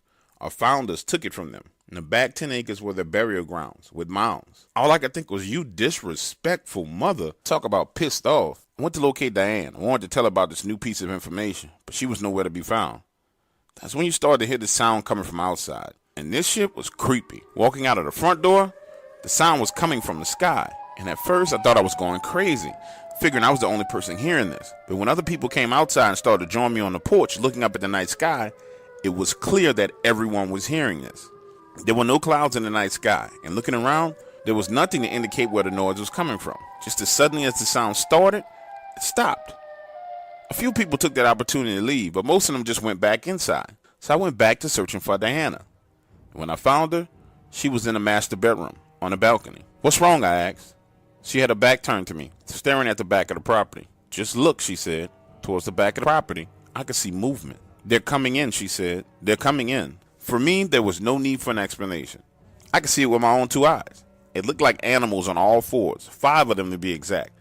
They were moving slowly, hiding behind a brush, taking cover. Stalking is what they were doing. They were stalking to get closer to the house. Now, at this point, I have to say, I ain't nobody's hero. In fact, I'm a bit of an asshole. But so judge me how you choose to, but I needed to get out of the situation. I remember Kelly had left her keys in the master bathroom on the vanity. I noticed it early while she was talking that day. So I took him and head downstairs to the front door.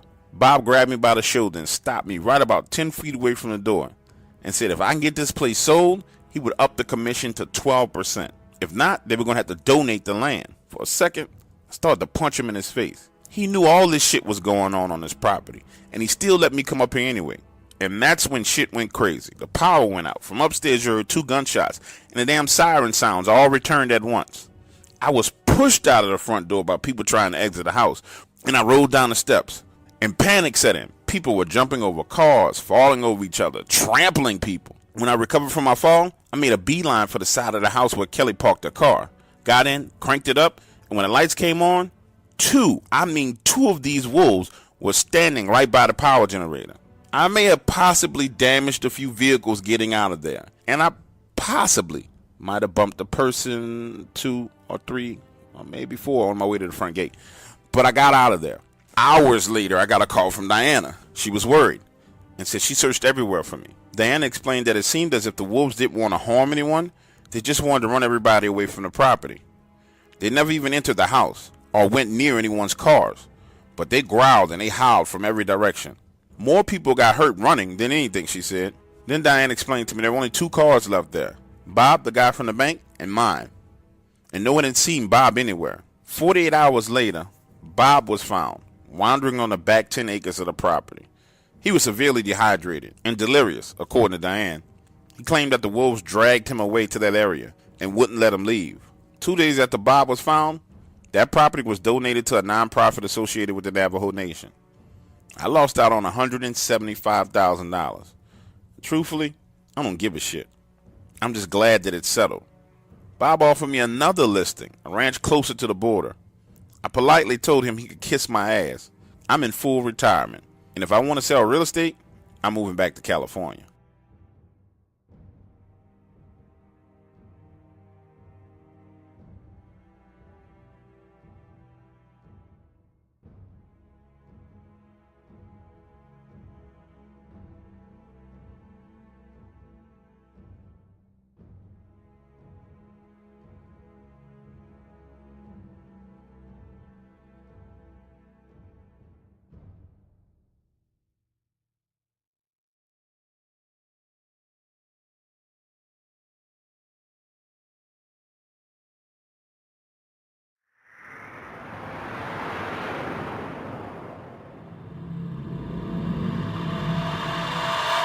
Blood-curdling, spine-chilling, heart-racing fear. You are now listening to Dark Waters Radio.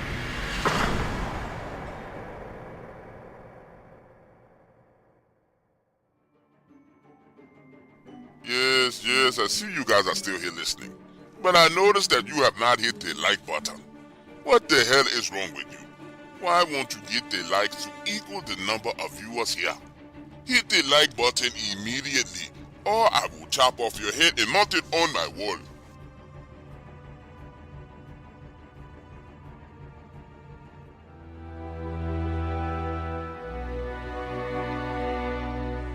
Are you feeling the mysterious influence of witchcraft in your life? Is the supernatural world taking a toll on your peace of mind? Well, we've got the perfect solution for you. Tune in to Dark Waters Radio every night from midnight to 4 a.m. for powerful prayers against witches and witchcraft. Join us in the battle against the forces that seek to harm. Dark Waters Radio brings you hot prayers to ward off the effects of witchcraft and protect your life from the mystical unknown. Whether you're facing spiritual disturbances or just seeking an extra layer of protection, our prayers are here for you. Tune in on the TalkStream Live Paranormal app or download the Dark Waters Radio app for an immersive experience. Don't let the shadows linger. Arm yourself with the strength of our prayers. Dark Waters Radio, where the battle against witchcraft begins.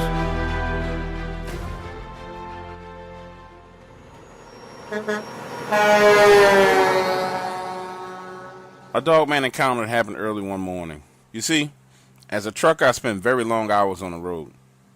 And oftentimes I tend to push myself a little bit further than I need to when driving. This particular day I'd been driving and started to feel sleepy. So I stopped at Love's truck stop, just off Highway 10 and 90. I got the truck backed in and situated, then climbed to the back seat and went to sleep. When I woke up, it was about 6:45 a.m. So I headed into Love's, grabbed a shower and some breakfast, coffee, and got back on the road. I was headed to Sierra Vista. As I got on the roadway, the sun was just rising. One of the best things about being a truck driver is the views. Since I was a little kid, I've absolutely loved taking long road trips, and I was always fascinated about the terrain and how it changes across the U.S. I turned taking 90 south, heading towards Sierra Vista, traveling about 65 miles an hour. And just as I'm passing Cavern State Park, I see something leaping across the roadway on my left-hand side. As I got closer to it, this thing was standing in the median, looking at my truck. Then it takes one leap and clears the entire roadway. Now this is a 2-lane highway, 15 feet per lane at least, and about 8 feet on each side as a buffer. So this thing jumped damn near 40 to 50 feet. And when I say leaped, you should have seen the trajectory of this thing. It jumped up, and had I been closer, it would have easily cleared the hood of my rig. And what it looked like a giant black wolf is all I can tell you. Everything happened so fast, and I know this sounds crazy, but while it was in the air, I could have sworn as this thing took a quick glance at me. It freaked me completely the fuck out. I've heard people on these talk shows saying they go out looking for these creatures. Well, I'll tell you what. What I saw, no one should be looking for. The muscle mass on this thing was ridiculous. Its arms and shoulders, and I guess you would call it its thighs, were massive.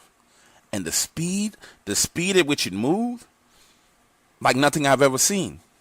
I did tap on my brakes and look through my side mirror once I passed that spot. And this thing was just walking off the roadway. It seemed like my presence didn't faze it at all. Nor did the presence of my truck. I'm not sure what it was or where it comes from, but I don't ever want to encounter that thing again. In my early 20s, I worked for a company that had a contract with the U.S. government at the border. And no, I was not a Border Patrol agent. I worked as part of a maintenance program. My job was to maintain the border fences and manage crews of workers. Now, this job was intense. Not only did you have to contend with the weather, but there was a constant flow of illegal aliens and contraband across the border. The illegals posed a minor threat. Most of the times they would hide from you or run away. But the cartel and drug smugglers were a whole nother story. They would kill you at any moment. Although the job was dangerous, our company didn't permit us to carry firearms. However, my crew and I always carried a weapon because we figured our lives were more important than any job. I remember going through the safety training class and how the instructor would joke saying that we should stay in pairs of 2s and 3s. He would say 4 eyes are always better than 2. While in class, a few rumors began to circulate about reasons why this contract had such high turnover. There were some guys that got killed by the cartel, and other guys started seeing strange things in the sky at night. I pretty much heard it all over coffee and smoke breaks. Outside of the cartel business, I believed everything else was bullshit. But there was one exception. Nowadays, you call it Dogman. They didn't call it Dogman around the office, though. They called it DX587. So when people initially talked about it, I figured it was some kind of experimental weapon or a freaking robot that they used to patrol the border. We would have tailgate meetings in the morning, and our supervisor would say stuff like, "There are DX587s working in Zone 6. I want you guys to stay clear of that area and work Zone 4. They talked about it real casually, so I figured, hey, don't worry about it. Besides, most of the guys I work with had never seen it. That was until one afternoon. 2 of my crew members and I were out in Zone 6 repairing a fence. Some illegals had taken a blowtorch to the fence, cutting through the 3-foot metal rods and creating a hole that you could simply drive a truck through. Until that day, I'd never seen DX587. Hell, to be honest with you, by that time, I figured it all was some bullshit. I figured the cartel had paid our supervisors to come up with this story about DX587 just to keep us out of the areas where they'd be trafficking the drugs through. I never actually imagined that DX587 actually existed, and it was a real threat. Back to what I was saying. We're in Zone 6, and I'm working a spider crane trying to replace the metal that had been damaged. Sandy and Brent, the other 2 guys with me, are trying to hold on to this rod and guide it into its foundation. That's when we see a group of people running towards us. It had to be 30 people, most of them men. They were running north towards the U.S. border. Now, our viewpoint was elevated, so we had a damn good view of this. Sandy, one of the guys who had been working in this area the longest, was one of those slow talkers.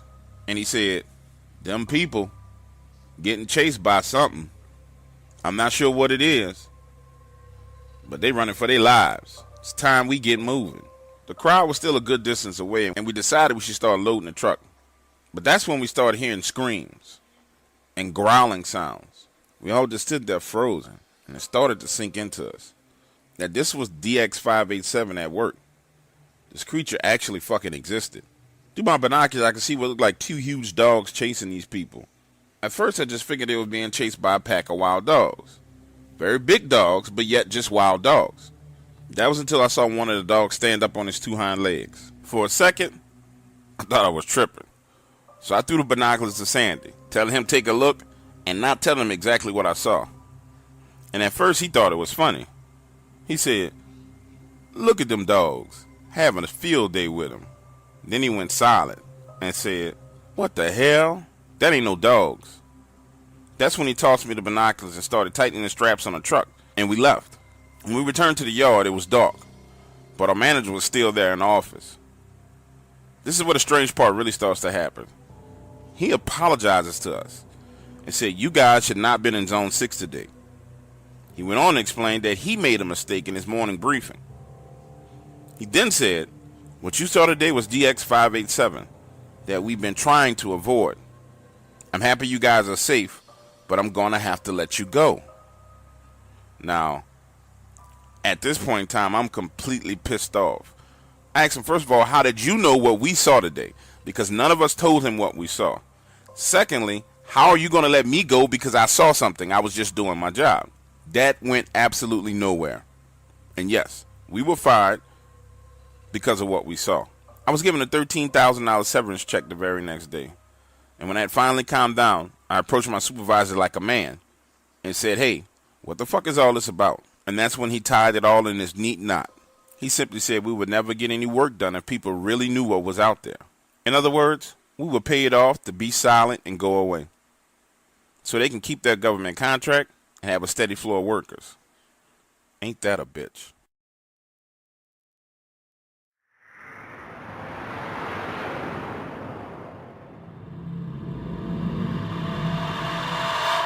Blood-curdling, spine-chilling, heart-racing fear. You are now listening to Dark Waters Radio.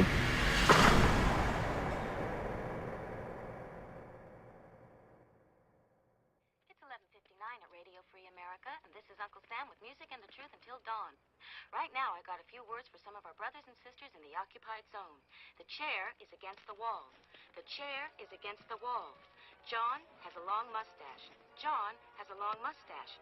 It's 12 o'clock, Americans, another day closer to victory. And for all of you out there on or behind the lines, this is your song.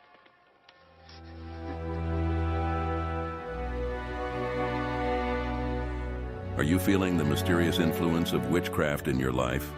Is the supernatural world taking a toll on your peace of mind? Well, we've got the perfect solution for you. Tune in to Dark Waters Radio every night from midnight to 4 a.m. for powerful prayers against witches and witchcraft. Join us in the battle against the forces that seek to harm. Dark Waters Radio brings you hot prayers to ward off the effects of witchcraft and protect your life from the mystical unknown. Whether you're facing spiritual disturbances or just seeking an extra layer of protection, our prayers are here for you. Tune in on the TalkStream Live Paranormal app, or download the Dark Waters Radio app for an immersive experience. Don't let the shadows linger. Arm yourself with the strength of our prayers. Dark Waters Radio, where the battle against witchcraft begins.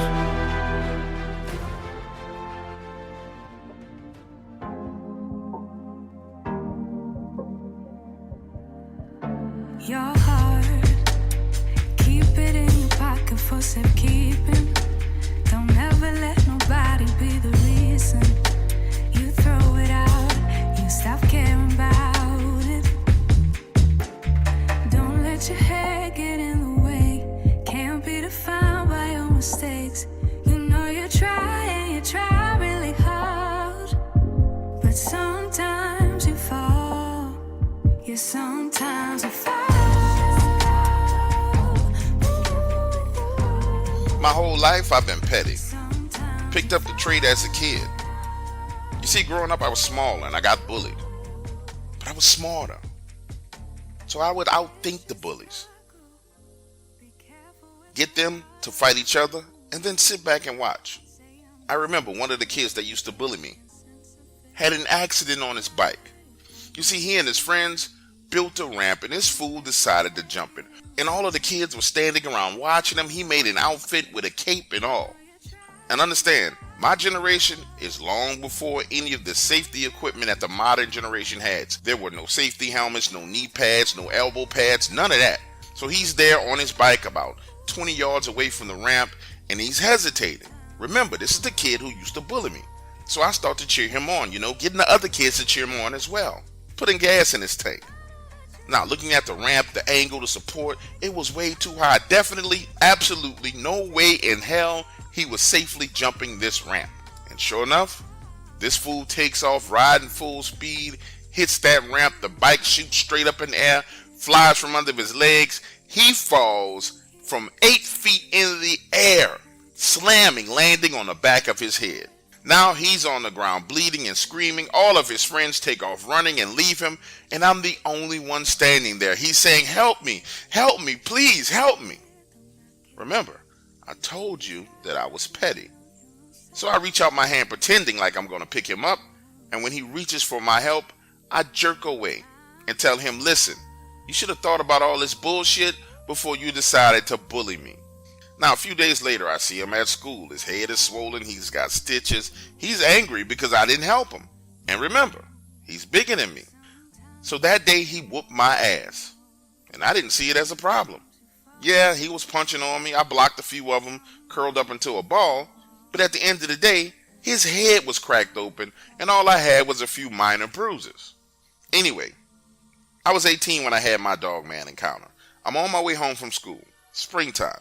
It was right before sundown, and the road I had to walk home had train tracks on the right and woods on the left.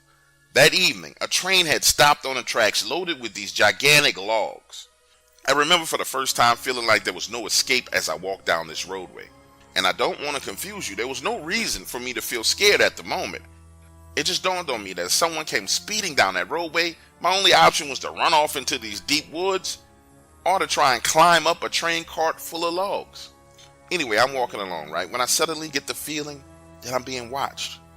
Then I hear this quick scratching sound like something climbing on top of those logs, and this werewolf literally comes flying down onto the road, looks at me as it's landing, and I'm terrified, standing there frozen in place.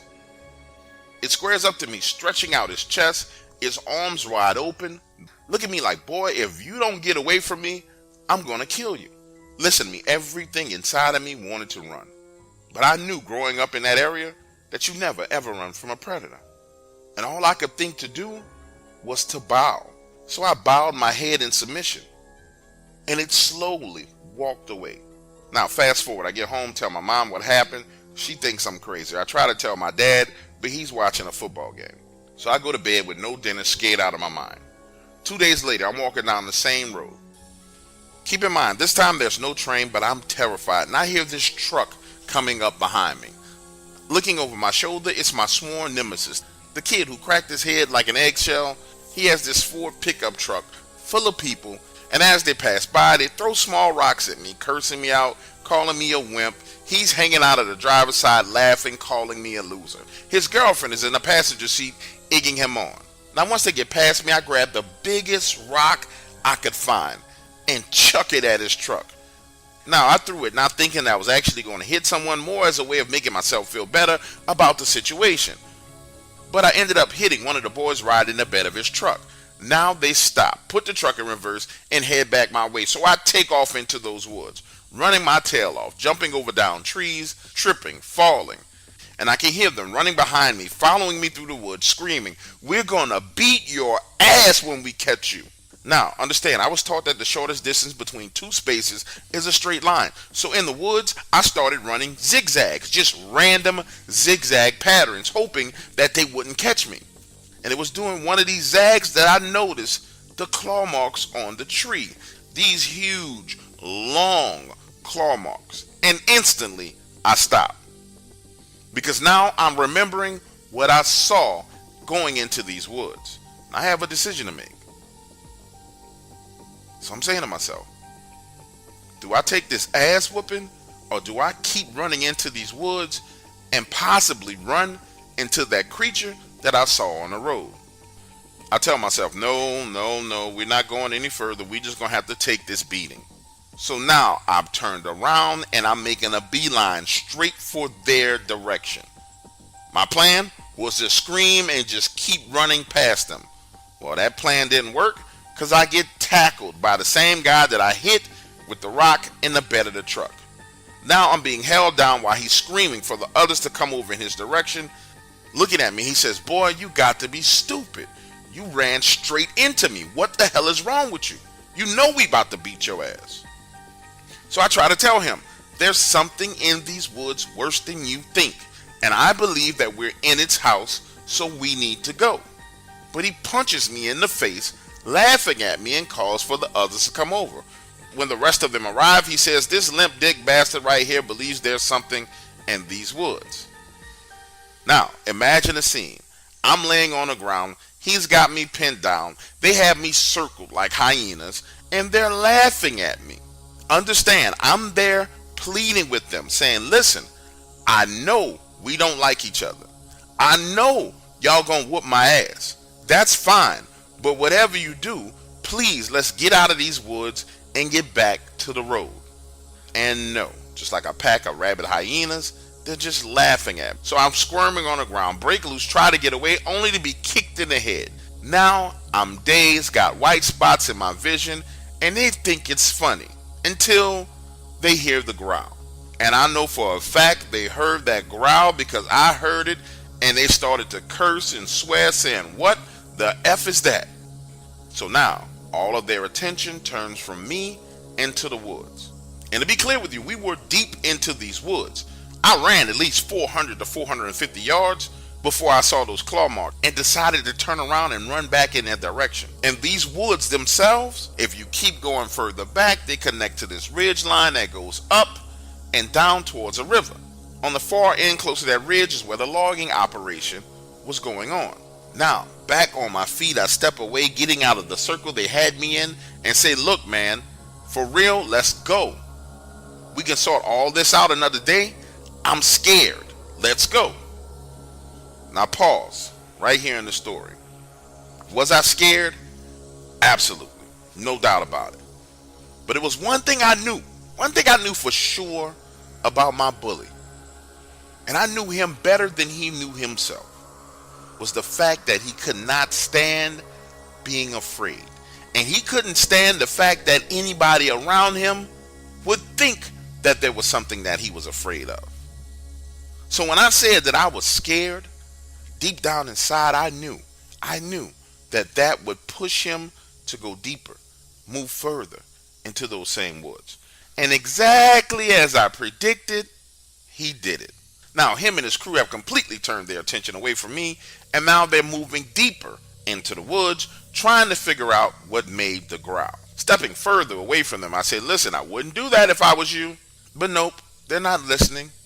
So now I'm putting more space between me and them. 50 yards, 60 yards. They're back over there by that tree with the claw marks on it, talking. And I'm steady backing away. When out of the corner of my eye, I see that same werewolf thing down on all fours. It's circling around them to get behind them.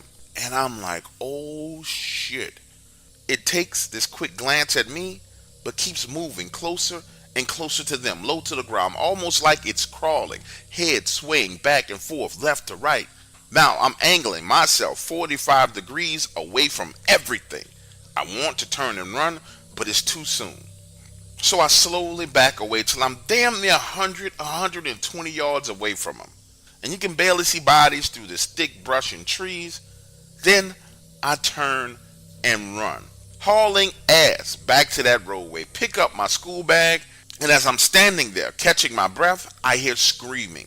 Even from that distance, as deep as they were into those woods, you can tell whatever the hell was happening wasn't good at all. So I run as fast as I can all the way home, get inside, go straight to my room. 6 hours later, the sheriff is at our front door. My parents are pissed, and he's asking me questions about what happened in the woods. So I tell him the exact story. I'm walking down the roadway. They pull up, throwing rocks and cursing at me. I grab a rock, throw it at them, run into the woods. They chase me into the woods. I see these giant claw marks on the trees. They surround me, beat me up. Then something growls. I take off running, get back to the road, get my school bag. I hear them screaming like something is murdering them, and I run home. So now the sheriff is pissed, asking me why I didn't call and tell him what was going on and try and get the kids some help.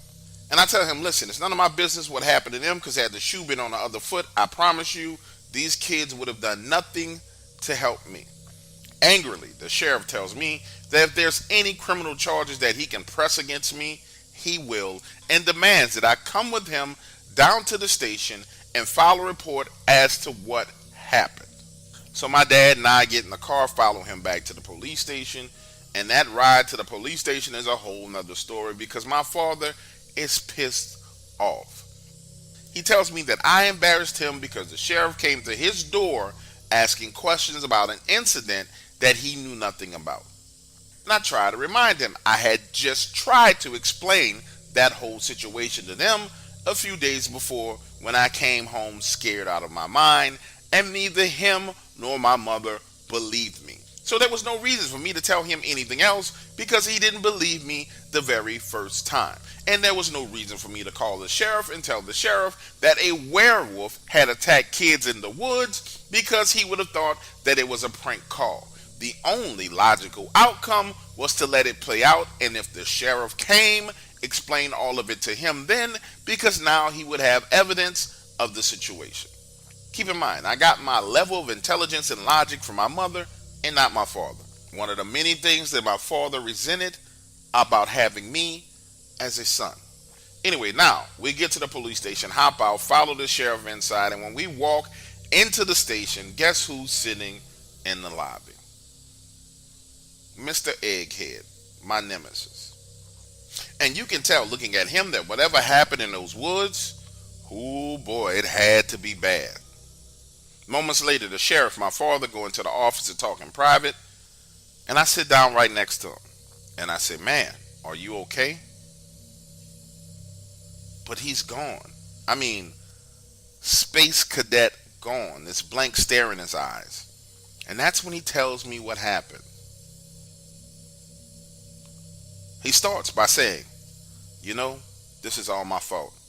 Had I just left you alone, drove past you, none of this wouldn't have happened. We would have never been in those woods. She would never be missing. He would never be hurt. Nothing would have happened. Now get this, after I backed away from them, they were all standing there, staring at the claw marks on the trees, making fun of it, trying to figure out what it was. And he says the next thing he knew, his friend Eddie. Now pause. Eddie was the guy I hit with the rock. Eddie was the guy who tackled me and punched me in the face. That's Eddie. The next thing he knew, Eddie was flying through the air, and a giant wolf was biting his arm, trying to pull him off into the woods. He takes this long, awkward pause and says, blood, man, blood was everywhere, man. He says that's when he took his knife out, ran over, and tried to stab it. But the wolf let Eddie go and then stood up on two legs. Now, according to him, from that moment on, he just remembers bits and pieces of what happened, taking off his shirt, wrapping it around Eddie's arm, getting up only to see that everyone was gone. Now, according to him, from that point on, he just remembers bits and pieces of what happened next, taking off his shirt and wrapping it around Eddie's arm, then getting him up and trying to get him back to the road only to see that everyone else is gone and hear his girlfriend screaming in the distance. Him running full speed in the direction of the screams and never finding her. Honestly, for the first time ever, I felt sorry for him because he was having a full mental breakdown saying, had I just left you alone, man, had I just left you alone and been nice to you, none of this would ever happen. It's all my fault. All I had to do was just be nice. It was right then and there in that moment that I noticed the blood all over his shoes, all over the lower parts of his jeans. But honestly, what do you tell a person in a situation like that? A few minutes later, I'm called into the sheriff's office. He's sitting behind his desk. My dad is sitting on the other side, and I sit down next to my father, and he asks me if I want to press charges for being kicked in the head. Now, my father presumes to speak for me and says, no, Sheriff, we don't want to press charges. We want to do everything we can do to get out here and try and find this missing girl. But I interject, and I tell him, yes, I do want to press charges. Now, the sheriff is looking at me like, what the fuck is wrong with you? And I repeat it. Yes, I do want to press charges. They chased me down into those woods, put my life in danger. He kicked me in the head, and they all admitted it to you. I want to press charges. That's when the sheriff puts down his pen and says, son, that boy who kicked you in the head is 2 towns over in the hospital. He's probably going to lose his arm. Don't you think that losing an arm is a big enough price to pay? And I tell him no. They've been harassing me and bullying me my entire life. I'm pressing charges. That's when my father looks at me like he's disappointed, gets up, and walks out.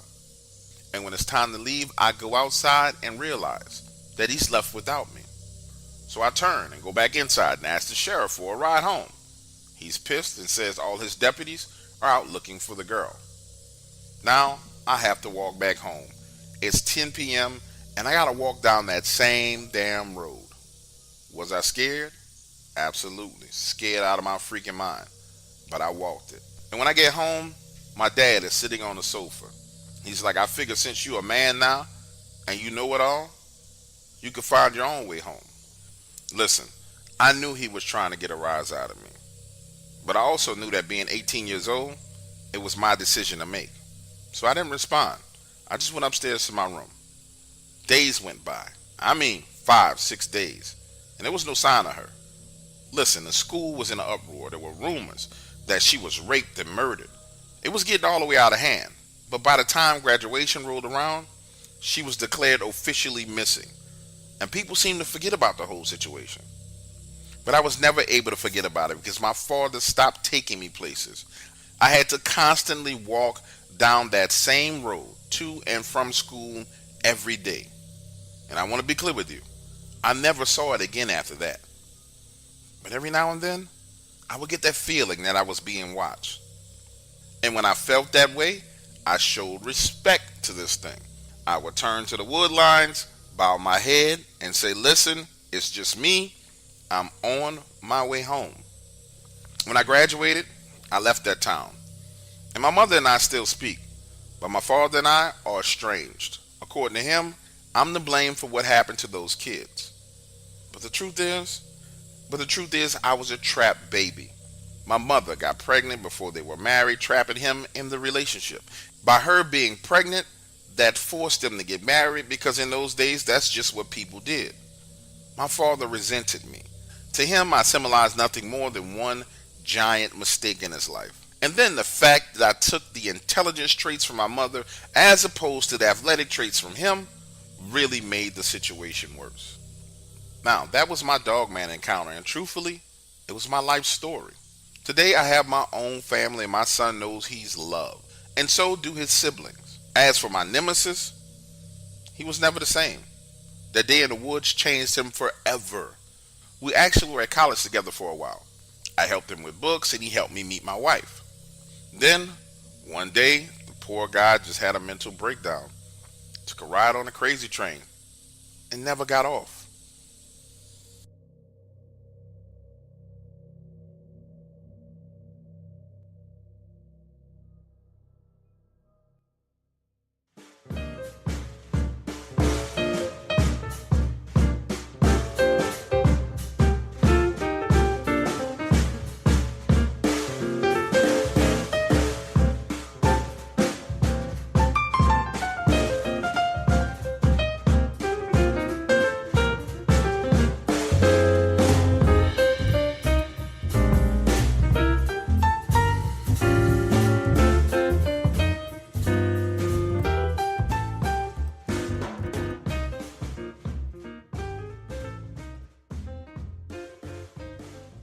By early 2016, my sister Maria's wedding was quickly approaching.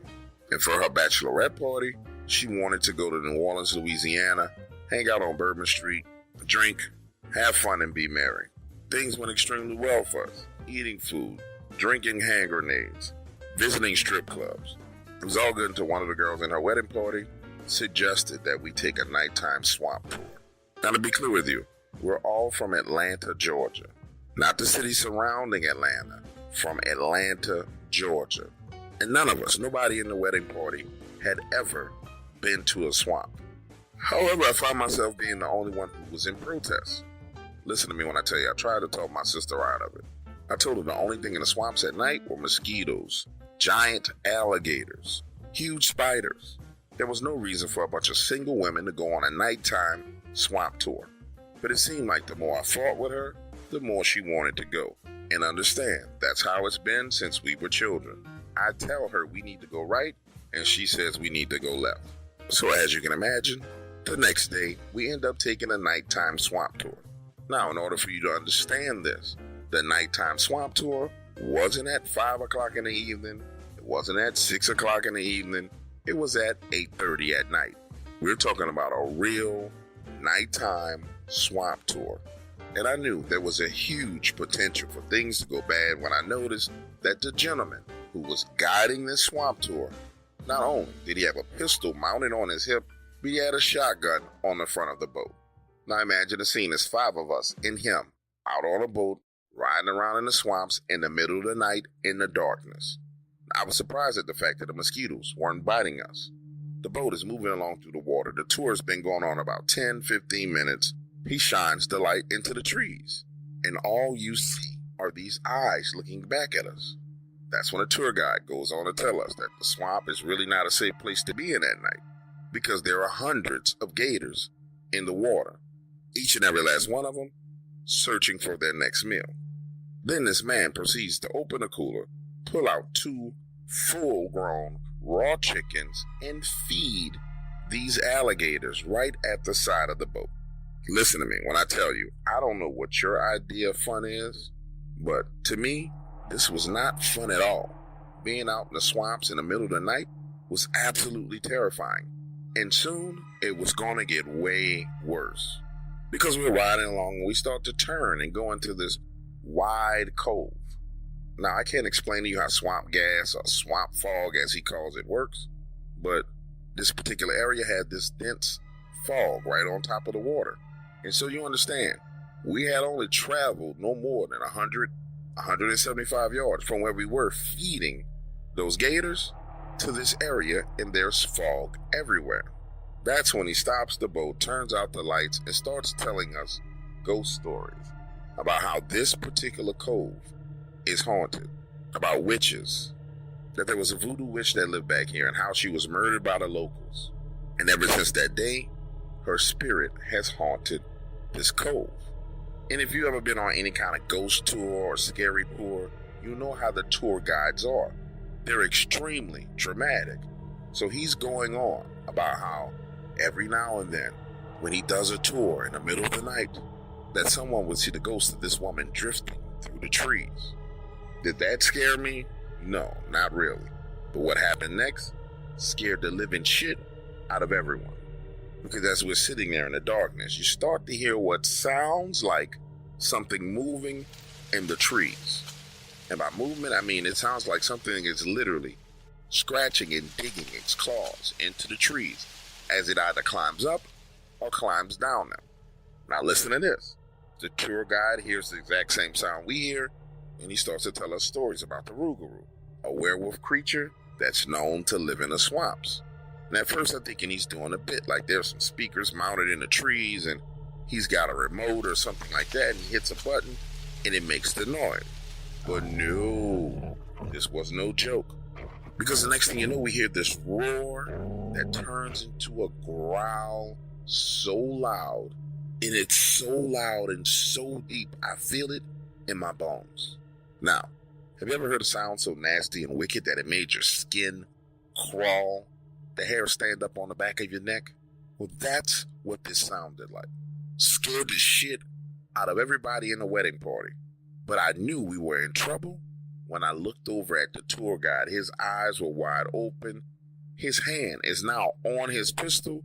He cranks that boat up, spins us around, and we go flying out of that cove, making a right turn, back past where we were feeding those gators, and straight to the dock. The next thing you know, homeboy is literally pushing us off of his tour boat, telling us to get in our cars and go home. And the craziest thing about this all is, by the time we had gotten into our cars, cranked up and pulled off, he had tied up his boat, closed down his shop, and was getting in his car.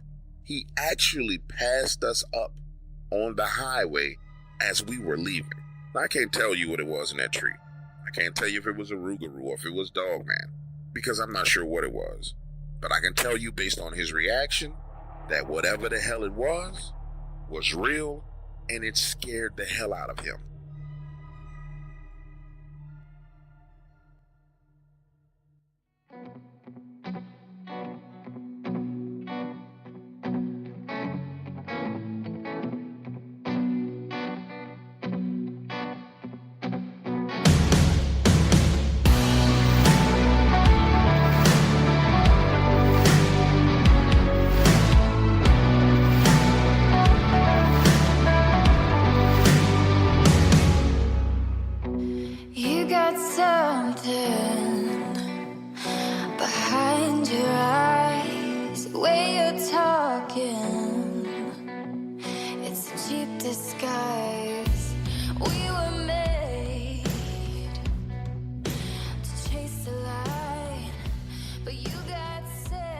My auntie Rashiba is butch, or lesbian. I'm not sure what you call them these days.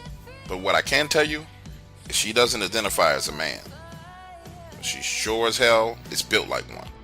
See, she grew up with 5 brothers. According to my dad, she's the toughest of them all. So when Auntie Rashiba showed up at our house at 8:45 p.m. seeking shelter, my whole family was confused. The woman looked worn down, bags under her eyes, and frankly, broken. That night, Dad kicks me out of my room and she heads upstairs to go to sleep, saying, "I'll explain everything to you guys tomorrow." She came over on a Friday night, and the woman slept until Sunday morning. I mean, nothing we did would wake her up. And when she finally wakes up, we're headed out of the front door to go to church, and she's asking about coffee. 2 hours later, we're back home from church. Mom has made brunch. We're sitting down at the table, and she goes on to explain that she has a story to tell. Now, the words that proceeded out of her mouth combined created the most terrifying story I have ever heard about the rougarou. You see, she lived in Longville, Louisiana. 22 acres of land, her and her partner Katrina. My auntie goes on to say that Katrina had left the property 2 weeks ago because she was scared for her life. It all started one night. The two of them were in bed watching TV when the power went out.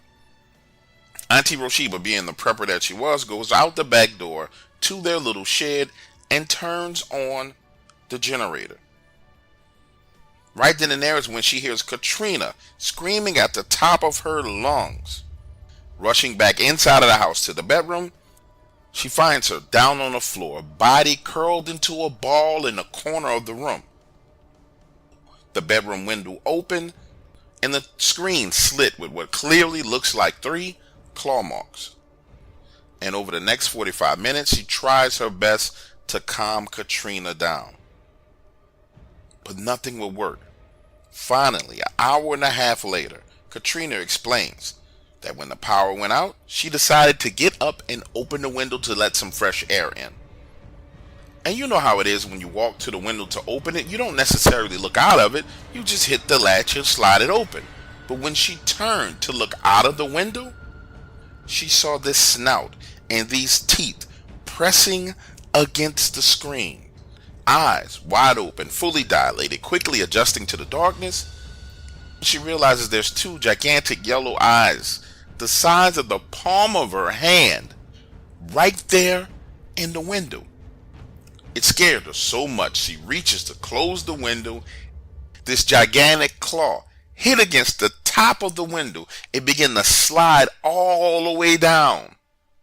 Scared for her life, Katrina dives on the floor and slides over to the corner. My auntie painted a clear picture of the sheer terror that the woman was experiencing. Cold sweats, body shivering, eyes wide open, barely able to string together coherent sentences. Then, get this, she goes on to explain that 2 days later, she's on the roof fixing some shingles that had blown off in that storm that turned the power out, when she sees this huge wolf running along the outside of her fence around her neighbor's pond. It dives into the pond, gets wet, climbs back out of the water, shakes the water off its fur, and keeps running. Now listen to me, I've been to Auntie Rashiba's house. I've seen that pond. It's about 85 yards away from their house. And understand, this is new for my entire family. We had never seen my auntie afraid. As she's sitting here talking to you, she looks like she's lost it all. It was huge. I've never seen an animal that big in my life, she exclaims. Jet black, running on all fours, it was fast. She pauses, telling her story, dropping her head into her hands, leaving us all in suspense. And as we sit there waiting for the next words to roll out of her mouth, her cell phone rings. It's her partner, Katrina. And you can hear her words echoing from the telephone. "Did you get out of there? Are you okay? Are you okay? Did you get out of there? I was so worried about you. You should have left a long time ago." The two of them go back and forth for a few seconds, then get off the phone. It takes my auntie a while to catch her train of thought, and then she says, oh yeah, the pond. The pond. Listen, it climbs out of the pond, takes off running, and up until that point, I figured that Katrina had lost her mind. But I saw this thing. She goes on to explain to us that night after seeing that animal, she couldn't sleep, nor could she believe that it was even real. The only way she was able to make an adjustment and get some peace of mind was just to come to terms with it. There's a very, very big wolf out here, and I need to keep a weapon on me everywhere I go. So that's what she did. Over the next 4 days, she came and went as normal, carrying her weapon on her. And she said things seemed to calm down a bit. That's until that following Friday night. Roshiba and Katrina are coming home from a party. They pull up in a driveway and notice a black mass on the side of the house. According to her, it looked like a tall man wearing a black hoodie. So she gets out of the car, weapon in hand, intending to confront him. But by the time she gets to the front bumper of the car, she hears this growl. Bones shaking, her intestines vibrating, adrenaline pumping, fear rushing. The two of them run as fast as they can into the house, closing the door behind them. And for the rest of that night, they hear scratching on the roof, beating on the walls, so afraid that they sleep in the living room with all the lights on. Just before sunrise, things seem to have calmed down. Katrina has fallen asleep, and my auntie Roshiba is in the kitchen making some coffee. She gets a cup from the cabinet, closes it behind her, turns her back on that same cabinet to pour coffee, and when she turns around again, all the cabinet doors are wide open. Now let me pause here for a moment in the story and explain something to you. The look on this woman's face when she said this was beyond fear. It was beyond fright. It was something I had never seen before. It was almost as if sitting there she was having an out-of-body experience, trying to explain to us the things that had been happening at her house. Both hands gripping and squeezing that coffee cup, her body squirming in the chair as she tries to get comfortable. She says that's when things really got bad. It was hard for us to tell had we gone crazy or if we were actually having something going on in the house. The two of them, mentally and emotionally exhausted, tried their best to get some rest to go back to work for Monday, but strange things just kept on happening. The TV would turn on by itself. Water would just appear in the bathroom, sometimes in a sink, other times in the bathtub, and other times on the floor. She takes a sip of her coffee, sits back in her chair and says, like I said before, at first I thought one of us had gone crazy. So she goes outside, turns the water supply off to the house at the main faucet. And the puddles of water still were showing up in the sink and on the floor. The two of them were being haunted by day and terrorized by night. And by Monday evening, Katrina couldn't take it anymore. She decided to leave. And she begged my auntie Roshiba to leave with her. Sitting there, tears rolled down her face as she said, I really should have left with her. But it's our home. And we're supposed to protect our home. Wiping the tears from her face, she explains to us, by Monday night, she's all alone and the activity starts again. Kitchen drawers opening, cabinet doors opening, bedroom doors opening and closing on their own, water appearing in the sink, on the floor in the hallway. My auntie said the only thing that could come to mind was something that she'd seen on one of the paranormal TV shows, which was that this type of activity fed off of fear. So she decided to ignore it. This woman had developed her own little saying to allow her to mentally adjust to it. Every time she saw something strange or weird, she would just say, "Fuck you, this is my house." Listen, that following evening, she leaves the house, goes to the grocery store, comes back with some chicken, fires up the grill, grills that chicken, sits outside playing music and drinking a beer. The entire time she was outside, she could hear things moving around in her house. Glasses and dishes moving in the sink. Forks and knives jingling in the drawers. But she had decided she wasn't going to let any of that scare her. So, she sat there, eating her chicken, drinking her beer, and reading a book. She looks at my dad and says, I guess ignoring it was a bad decision. Because eventually she got thirsty, went inside to get a bottle of water from the refrigerator, and when she tries to go back outside through the back door, the door would not open. She went to the front door of the house, and the door would not open. She walked from room to room to room to room, trying windows, and nothing in the house would open up to let her out. My auntie Roshiba explained to us that as she pulled on those doors and tried to open the window, she had this feeling of panic and fear come over her, but she recognized it. So she just laid down on the bed and waited 30 minutes, then got up and walked out the back door. Now get this, she says right at about 5:30, she had finished eating, drunk her beer, and began to feel sluggish and tired, like she was having a sugar crash, but she hadn't eaten any sugar. So she heads inside, locks the front and the back door, sits down at the table, and the next thing you know, she's passed out. And when she wakes up, it's 10 p.m. All the doors and windows to the house are open. The front door is wide open. The back door is wide open. And that's when Roshiba realized she couldn't ignore what was going on. It was too much for her to deal with. So she left right then and there, frantically going to one of her neighbor's houses, telling the neighbor everything that happened. And the neighbor explains to her that there's something in the woods around here called the werewolf. He explains to her that this particular werewolf must have strayed away from the big woods near Vinton, Louisiana, and came over into their area. Then goes on to tell my auntie Roshiba about the time he had an encounter with the werewolf himself and experienced the exact same paranormal activity. Now, to make a long story short, my dad, my auntie Roshiba, and two of my other uncles headed back over to that house to see exactly what was going on.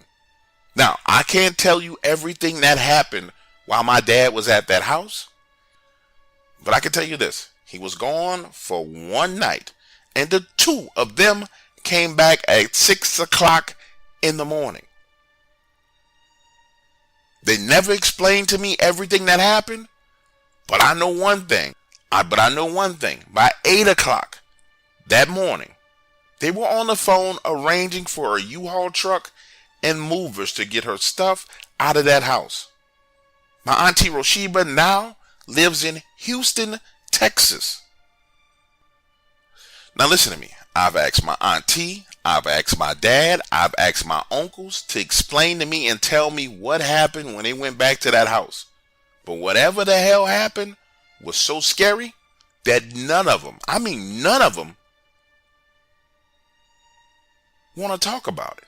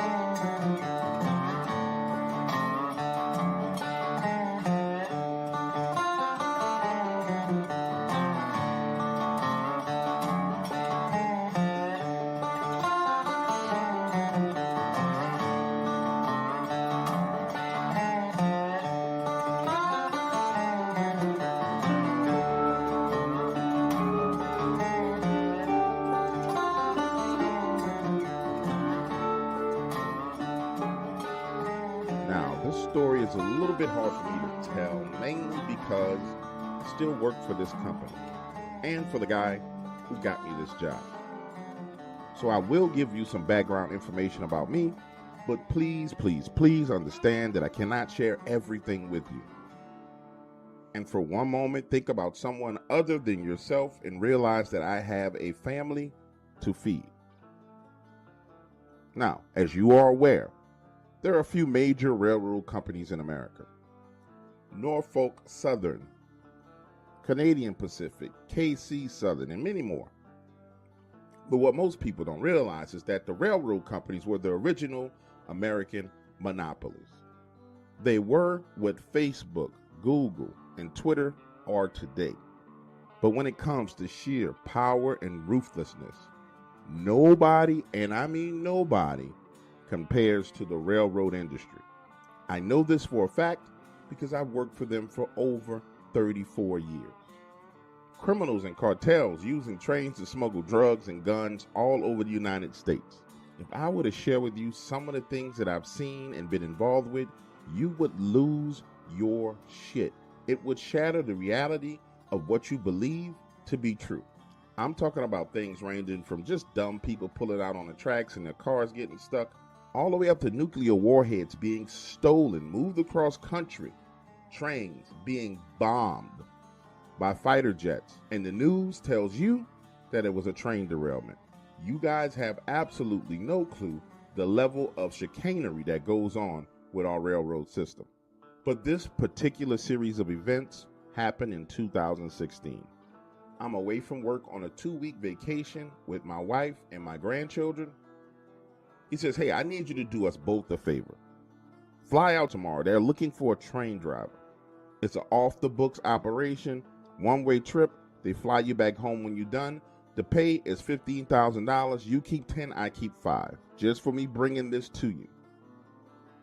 Now, remember, I told you, I've seen some things, done some things when it comes to this railroad. And this is exactly how I saw them. These smaller off-the-books deals, sometimes involving narcotics, other times off-the-book black operations. Remember, I told you I'd seen some things, and this is how I saw them. We go through the normal back and forth, how's your family, how's your kids, while I'm thinking and trying to decide if this is something I need to do. And during that conversation, it hits me. My wife, my beautiful wife, had just ran up our American Express bill. Why? Trying to help her idiot brother who can't keep a job under any circumstances. You see, him and his wife were in the process of losing their house. When my wife comes to me and says, babe, we really need to bail them out of this situation. My stance was a firm no. She and I went back and forth and I articulated to her, listen, babe, the only way people understand how to hold on to money is when they pay the consequences. As long as your brother doesn't pay any consequences for his actions, he will continue to spend money like a wild man. Him and his wife will continue to dig holes like this for themselves. So I'm not putting up a dime to bail them out. Through a long story short, through a wild series of events, my wife calls their mortgage company, pays $8,000 to help them get a loan modification. Picture this, I'm standing there in the kitchen, phone to my head, listening to his voice through one ear, my mind replaying the original conversation I had with my wife where I told her no, and I tell him, listen, I'll do it. I could use the $10,000 to pay off this credit card debt that my wife has ran up with a stupid-ass brother. So we agree. Get off the phone. Now I'm walking into the bedroom to pack my bag and explain to my wife where I'm about to go. That turns into another argument. This is supposed to be our vacation. Where are you going? Why are you going to do stuff? And I'm sitting there telling her, listen, honey, I'll be back in 2 days. It's all good. I just need you to chill for these 2 days by yourself. She's adamant about me not going. So I walk over to our file cabinet where we kept all our receipts and pull out the $8,000 American Express card bill, place it on the bed, and tell her, unless you're going to make the money to pay this $8,000 off or your brother's going to pay us back, I need to go do this job and take care of this bill. Now, there's one thing I can tell you about my wife. She knows when she's won an argument and she knows when she's lost an argument. So she walks over to the dresser and starts taking out clothes to help me pack, and we don't say another word about it. The next morning, I'm on a flight headed to a town near the southern border. I get picked up in a black SUV, blindfolded, and driven for what seemed like about an hour or so. When we arrive and I'm finally escorted out of that SUV, I'm walked blindfolded for about a good 200 paces. Now, I know what you're thinking. What the fuck is going on? This dude can't be telling the truth. But believe me when I tell you, this is how it all goes down. I assumed as usual that they were taking precautions and they had compartmentalized the travel of this train to make sure that not one individual knew everything about what was going on. We're walking for a while, reach a point and stop. Now I can hear the train slowly moving in our direction. People talking. Next you hear what sounds like typical loading equipment, forklifts, and to this day my mind still struggles to completely comprehend everything I heard, but I know for a fact I heard somebody saying, hey, slowly, move slowly. Now lift it up, careful, slowly.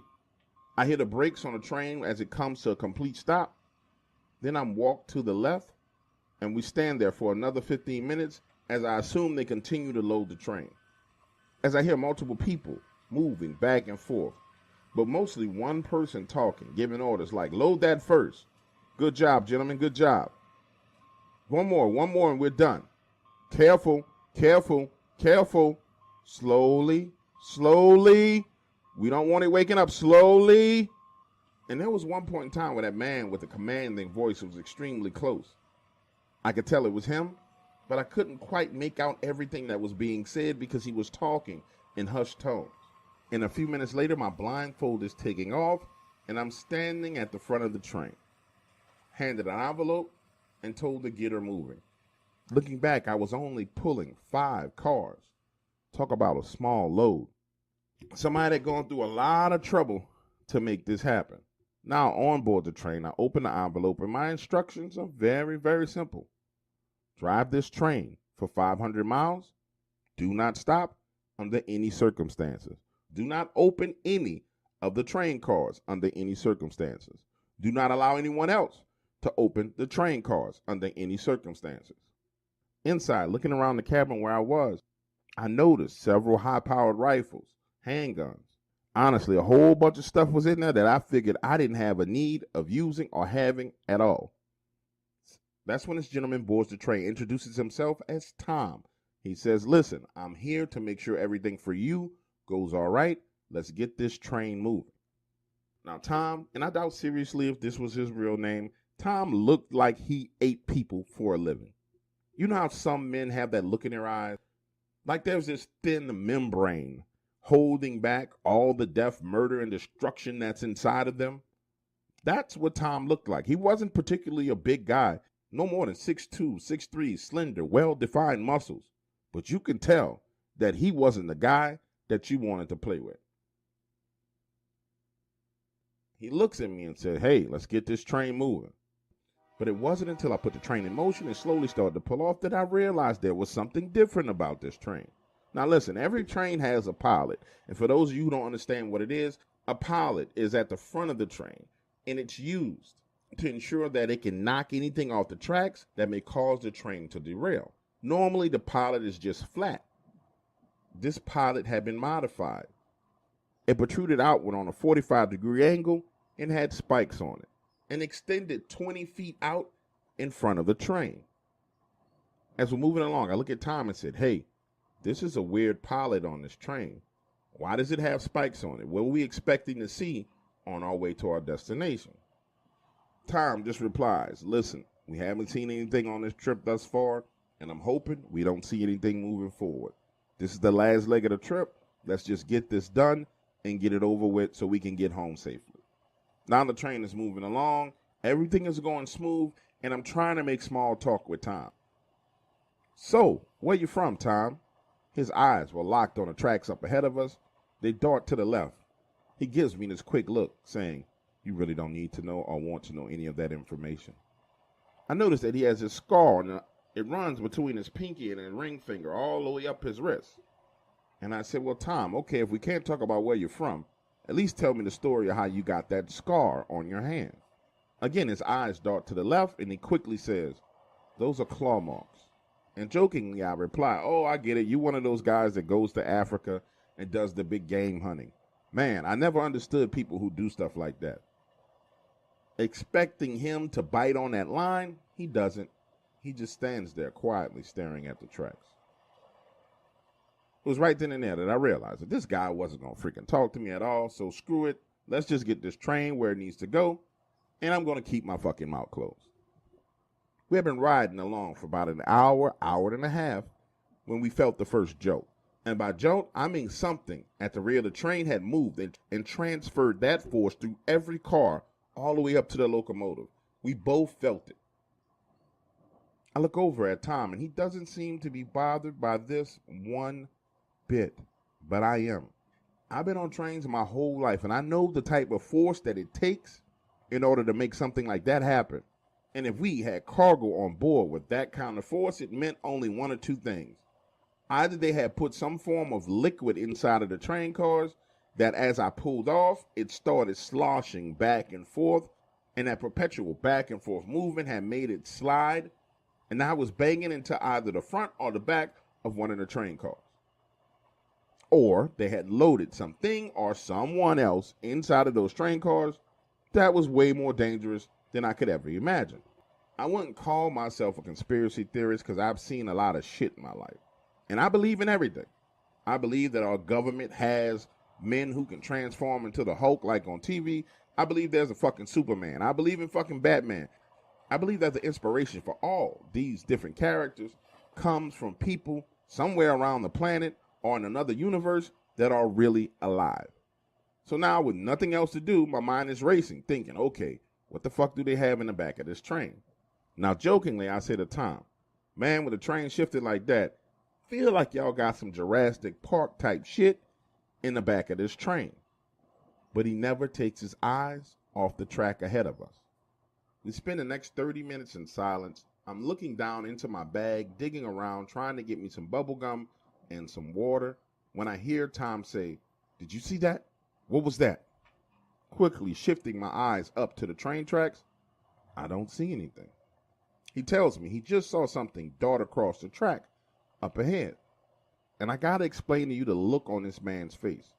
He had the look in his eyes like something or someone was there to actually kill him. So I try to explain to him, Tom, listen, when a train moves down a track through a lightly wooded area like this, the animals feel the vibration of the train, and it causes them to panic, and they dart back and forth across the track.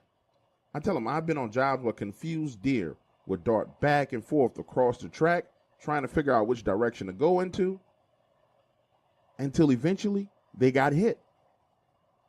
And I don't know why at this point I was trying to reassure him, but I was. Tom, it was probably nothing more than a deer.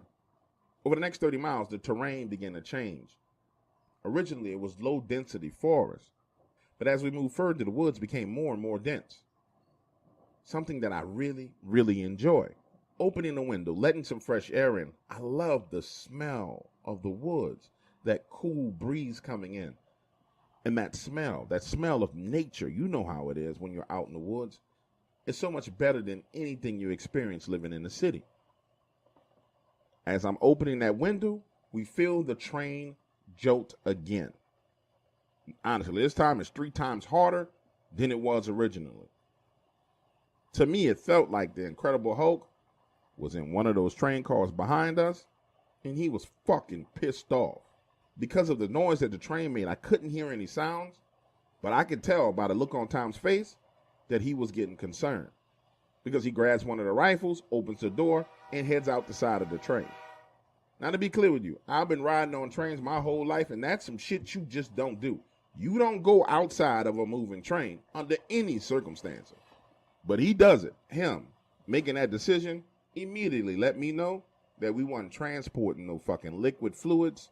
We was transporting something that was extremely dangerous. Concerned for his well-being, I start to slow the train down.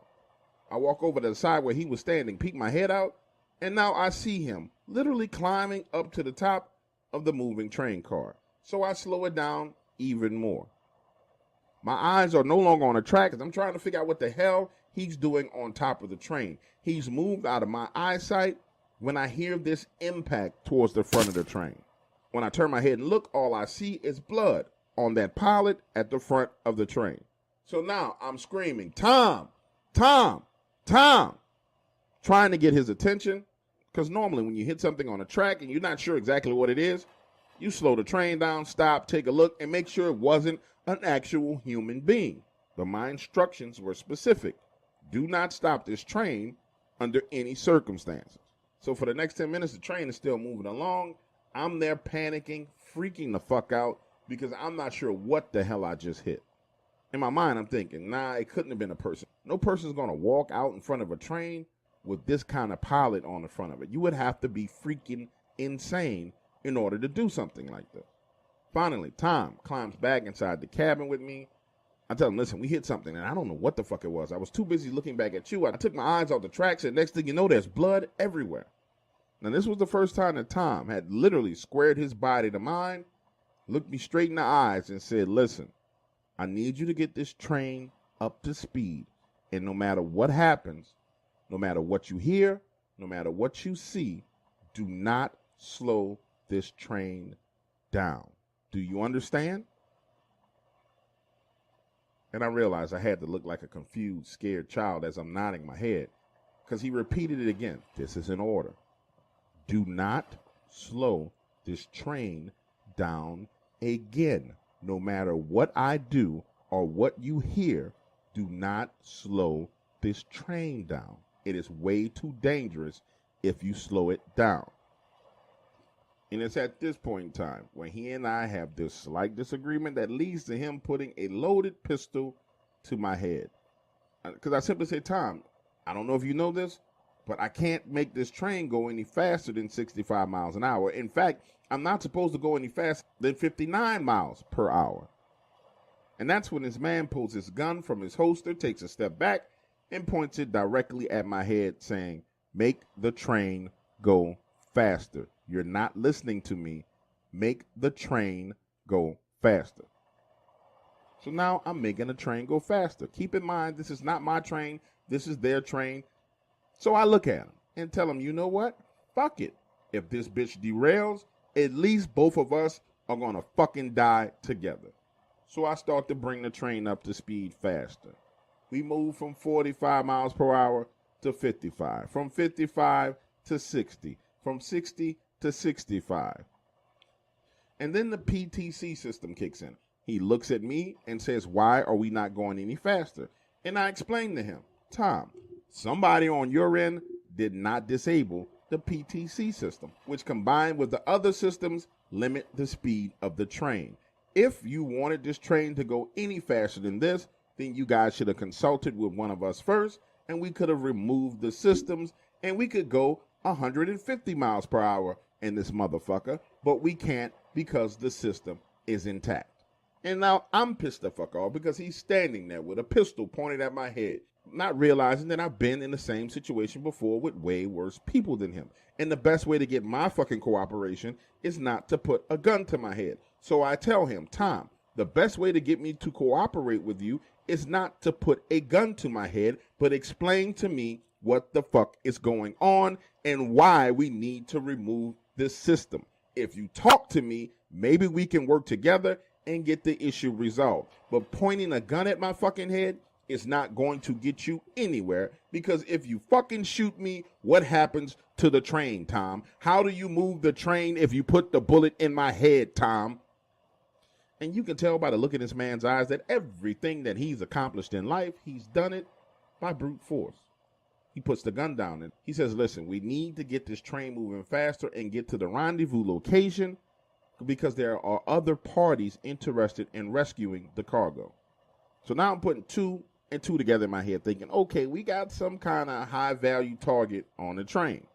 And under those circumstances, there's no telling who or what number of people they're going to send to try and recover this high value target. Now, even though he just put his gun back in his holster, I feel more comfortable because at least now I have a clue as to what the fuck is going on. So I tell him, Tom, keep your eyes on the tracks as I go and try and disable the system. And the biggest problem that we had is whoever was on this train before me didn't disable the speed limiter. Now moving towards one of the control boxes, I opened it up and realized that someone else had recently been inside. You can see where someone had already tried to tamper with the speed limiter.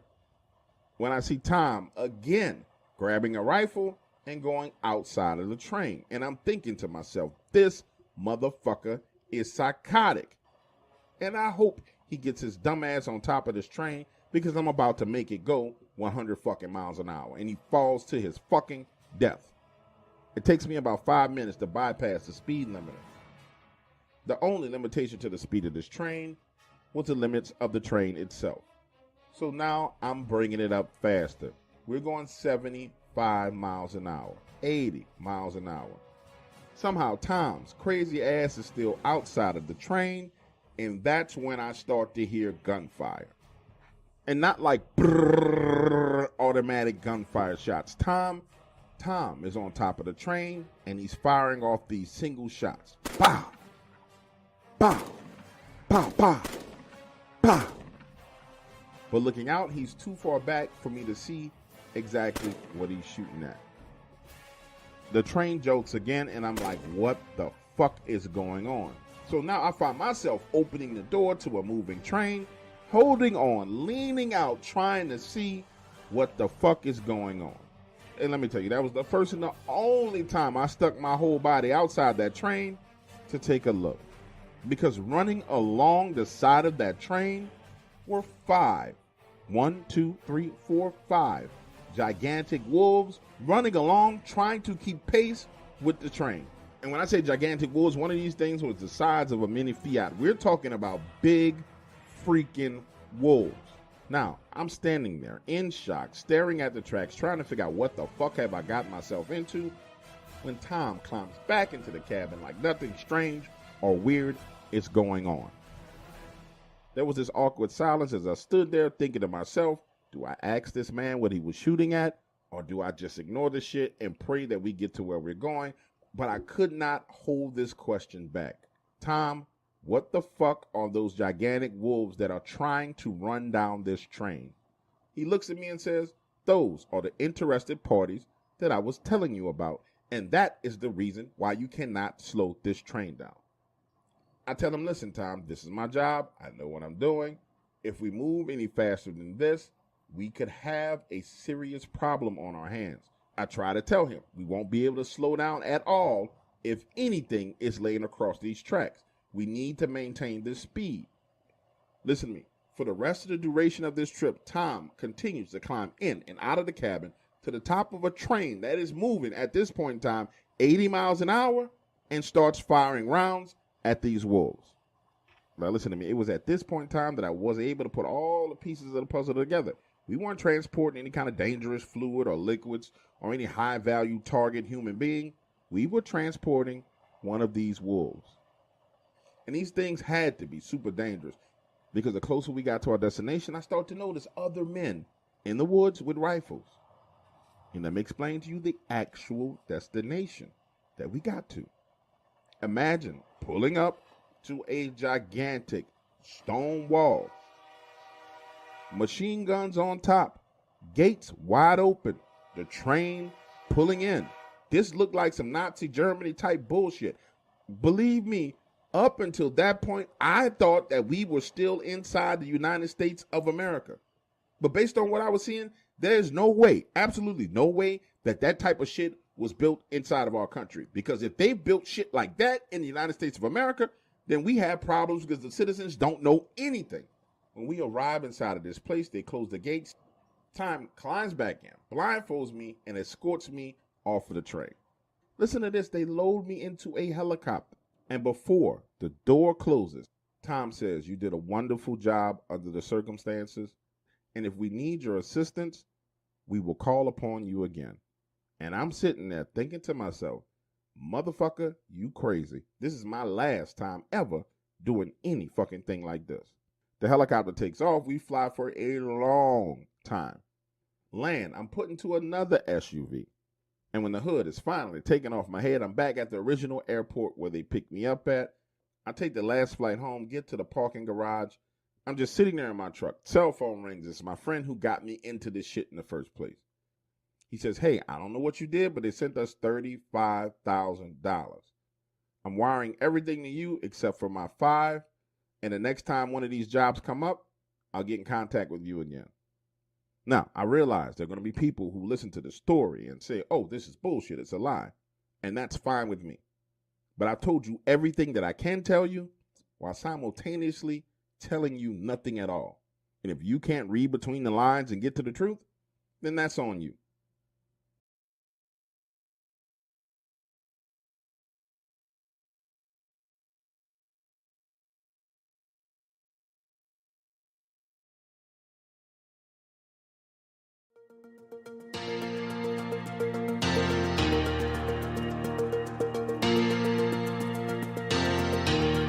Do you find yourself obsessing over things that go bump in the night?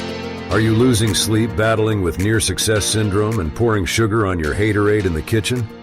You might be suffering from Dark Waters derangement syndrome.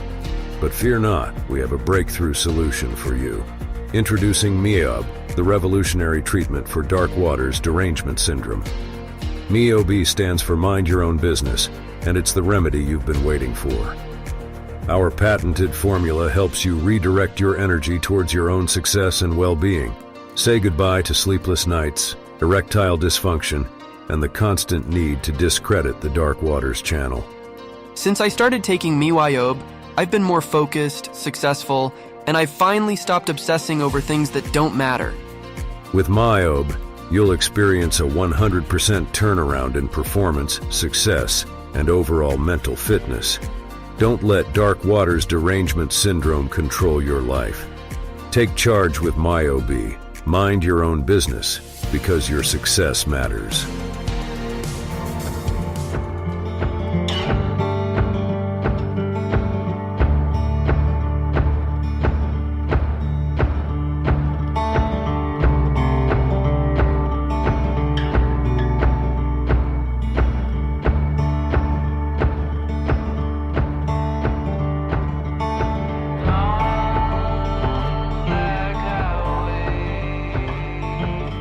I've been working the U.S. border for 13 years, and through different presidential administrations, and I can confidently share with you this little tidbit of information.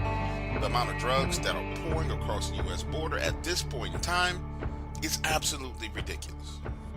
It was on one of these stops where we found 16 kilos of fentanyl, 5 kilos of cocaine, and ran into almost 30 illegal aliens that I first encountered Dogman. It's 2 a.m. My partner Mendez and I are sitting in our vehicle, night vision goggles on, patrolling our area of the border. What I found extremely strange about this morning was that there was absolutely no traffic. Normally, if we sit in one spot for 15, 20 minutes, we're going to see 10 to 30 illegal aliens crossing the border. But this particular morning, nothing. Now, if I'm remembering things correctly, it's about 2:30, 2:45 when we see this box truck coming. Now, when you see a box truck on the border, normally it equals illegal aliens or drugs. So we move on the truck, speeding in this direction, lights off, using night vision. Now, when I first saw this beast, and there's no other word to describe it other than a giant beast, it was absolutely incomprehensible. And the only way of knowing that my mind wasn't playing tricks on me was when Mendez looked over at me and said, "Dude, are you seeing this shit right now?" Minutes later, I witnessed one of the most crazy, insane things that I've seen over the duration of my time working as a border patrol agent. This giant wolf the size of a mini SUV is running down a box truck moving at full speed. It rams into the side of it, damn near flipping it over. The driver regains control of the vehicle. The animal rolls over, gets back up, chases it down again, slamming into the driver's side door, causing the vehicle to turn, slamming into a rock. Smoke pouring from the engine. The back door to the box truck opens up and 20 to 30 illegal aliens come flooding out of it, scattering in all different directions. Now I need you to remember, the whole time all of this is going down, the two of us have the lights off, heading in that direction. And I say to Mendez, "Hey dude, I don't think we have anything in this vehicle that can deal with this animal." Our vehicle slows to a complete stop, no more than 60 to 70 yards away. And that's when we witness that animal stand up on two legs, break the driver's side window of that truck, and ripped that driver's body through the window like a freaking rag doll, dragging him off around the opposite side of the vehicle, off into the darkness. On this job, we have policies and procedures. There are certain things you're supposed to do in certain situations. But there's no policy or procedure for dealing with a giant freaking wolf ripping a human being's body through a driver's side window of a truck. So Mendez and I decide the best thing to do is to put the vehicle in reverse and put as much distance between us and that thing as possible, then call for backup. 35 to 45 minutes later, backup arrives along with my supervisor, Bill.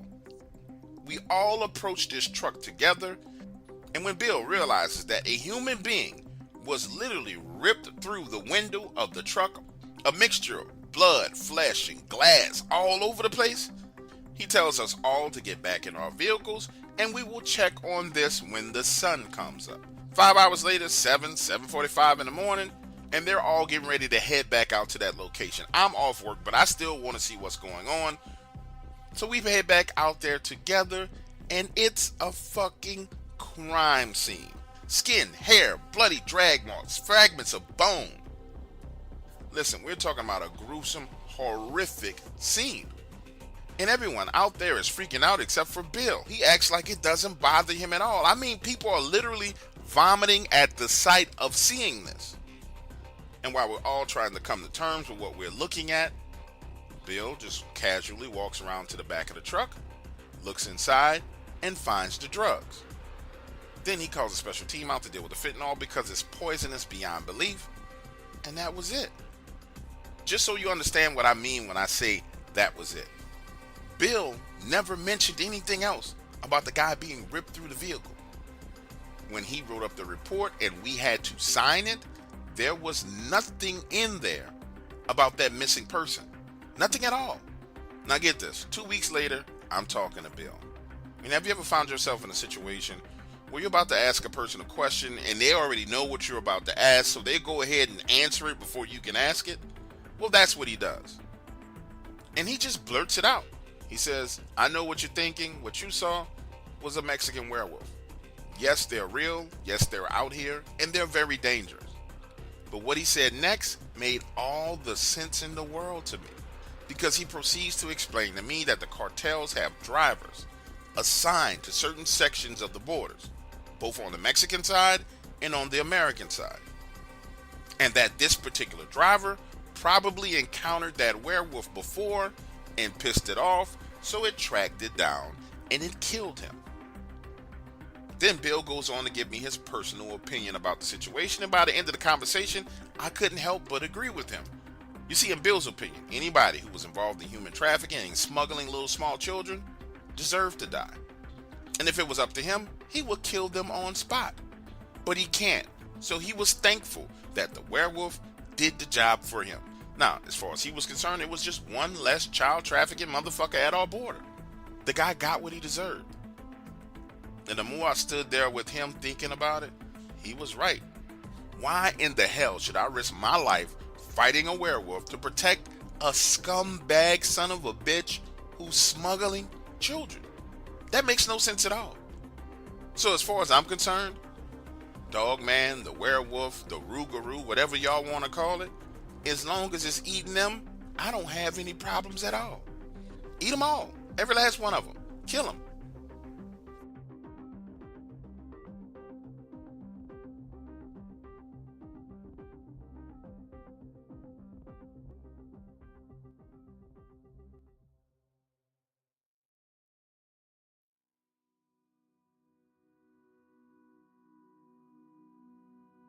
Chasing after a rush is something most addicts are familiar with when it comes to substance abuse. But there's another type of addiction that's devastating the lives of families. MTN's Marcus Boyer gives us a closer look at the impact of gambling addiction. Close to 100 casinos in the area, and sports betting soon making its way into the fold. Gambling addiction is an underlying issue that's affecting people. Just look at the casinos. You never see them empty. There's always cars in the parking lot. Just in terms of our patients, so I have 4 active gamblers on my caseload right now. And they range from the person who, yeah, they gamble more than they should. Sometimes they're a little short on rent, but versus I've also got some who lose everything. I've had ones that have lost their entire retirement. They've drained their kids' college fund. You know, when I was a kid, my parents were able to send me to public school. They didn't have to worry about me going to school, getting shot, nothing crazy like that at all. However, things are more dangerous nowadays, and I'm forced to spend serious money keeping my 3 kids away from the wrong elements.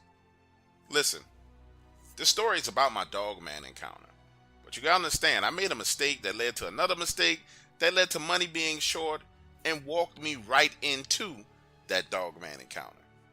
Now, I'm going to be real with you. I love to go to the casino. Poker is my game. I am not a gambler. I have won poker tournaments. I am what you will call a semi-professional poker player. For me, playing poker is an additional income stream. So, here's the scene. I'm down at the casino. I'm playing poker, and I take the worst bad beat you could ever imagine. The hand starts off. I have pocket rockets. I raised the pot by $500 to move all of the people with the trash hands out of the way. The flop comes, ace, jack, 9. I'm thinking to myself, okay, I'm going to raise $1,000, signaling to these guys that clearly I have triple aces. They should fold and I win this pot. That's all I wanted to do. So I raised $1,000. I'm thinking I'm going to pick this pot up easy, right? Hell no. 2 guys at the table make a call. So now I'm like, all right, if this turn is dead, I'm all in. I'm going to run these dudes out. I'm taking all this money. The turn comes and it's a 7. Hell yeah. I'm winning this hand, right? Now I'm all in $4,500 in the pot. One of the guys fold. I'm reaching for the money, expecting that the other guy's going to fold, and this jackass goes all in and stands up. Now, if you've ever played poker, you know it's only one hand that this dude could have that would make him believe that he could win, and that's pocket jacks. I say to myself, you gotta be motherfucking kidding me. You think that pocket jacks are going to beat pocket aces? No freaking way. Well, when that river hits, guess what? The dude catches another fucking jack. He's got 4 jacks. Wipes me completely out. I leave the casino pissed off, get back home, sit down, have a beer, and then come to my senses and realize, okay, I'm really about to be short some money.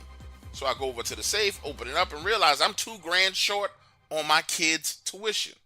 Now, pause right here and let me explain something to you about Catholic schools and tuition. You see, a couple of years ago when I was late on one of my daughter's tuitions, I could call up the school and be like, yo, I need like another week or 2, and I'm going to get this money back to you. But no. They use this shit called smart tuition. Automated system, auto drafts. You can't call and talk to them people about getting no damn extensions. None of that. The whole personal touch is gone. The school has outsourced the collection to this company. Now, in the back of my mind, I know I got to come up with this $2,000. So I'm out the door hustling, trying to come up with money. These schools will embarrass the shit out of your child. They will take your child out of class and make them sit in the office holding your emotions and your kids' emotions hostage over this money, taking your child's emotions, forging a sword, lighting that sword on fire, and then thrusting it straight into your heart, making you realize that you are a fuck up for not having this money. I'm telling you this from experience. So I know in the back of my mind, I got to get out here and get this money. I got about 2 weeks left before this whole situation explodes. During the first day, I was really confident. By the 3rd day, I was starting to lose confidence that I was going to be able to come up with this money. By the 5th day, I realized I ain't about to have this money. So I called the school trying to talk to them. They'll tell them, listen, I'm having issues with my job with the whole COVID thing. And they're not trying to hear none of that sob story bullshit. And then on top of that, the woman who works in the finance office has that old school phone operator voice. She sounds like she's talking with a nose pin. And she says, "Mr. Egger, we understand that times are difficult, but we expect tuition to be paid on time." So now I'm calling family trying to get the money. But you know how family can be. They asking me if I gambled away my kids' tuition money, telling me I got a gambling problem, when they know that I have won hundreds of thousands of dollars in poker tournaments. That does not mean I have a gambling problem. Finally, I done called all my family members, and my cousin Sandy calls me back and says, listen, he needs some help doing some night shrimping. His big boat with the gigantic nets was out for repair, and he had an order for 1,000 pounds of shrimp that he had to fill over the next 2 weeks. He says, if you come out with me at night, help me shine a light and catch us some shrimp, over the next week and a half, I'll pay you $2,500. So now I'm going shrimping. First night out there, it takes us a little while to get on top of these shrimp, but eventually we pull in about 80 to 90 pounds of shrimp. That's a hell of a long way to go to get to 1,000 pounds, and we're shrimping the old school way. Lights on around the boat, scooping them up with nets. The second night, we go to another area. And this time we start moving around these groves and in and out of these canals and coves. Some real creepy shit. Imagine the scene. We got the lights on. We're anchored at the entrance to this canal. Shrimp are flooding in our direction from deeper in the canal. And the two of us are just there scooping them up, when suddenly you can tell something was going on under the water. Because the shrimp, the fish, all kinds of aquatic life come flying by. You can see them because the water's lit up and they are literally zooming past this boat. Now, I spent my fair share of time in the swamp, so now I'm thinking, okay, maybe we got a giant catfish in the water, or possibly, worst case scenario, an alligator. Now, with your permission, allow me to slow down and calm down a little bit and just repaint this picture for you, because what happened next is absolutely insane. Remember, we're at the mouth of a canal connected to a larger body of water. We're anchored with the front of our boat in the entrance to that canal.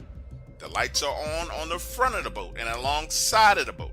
At the back of the boat, it's pitch black.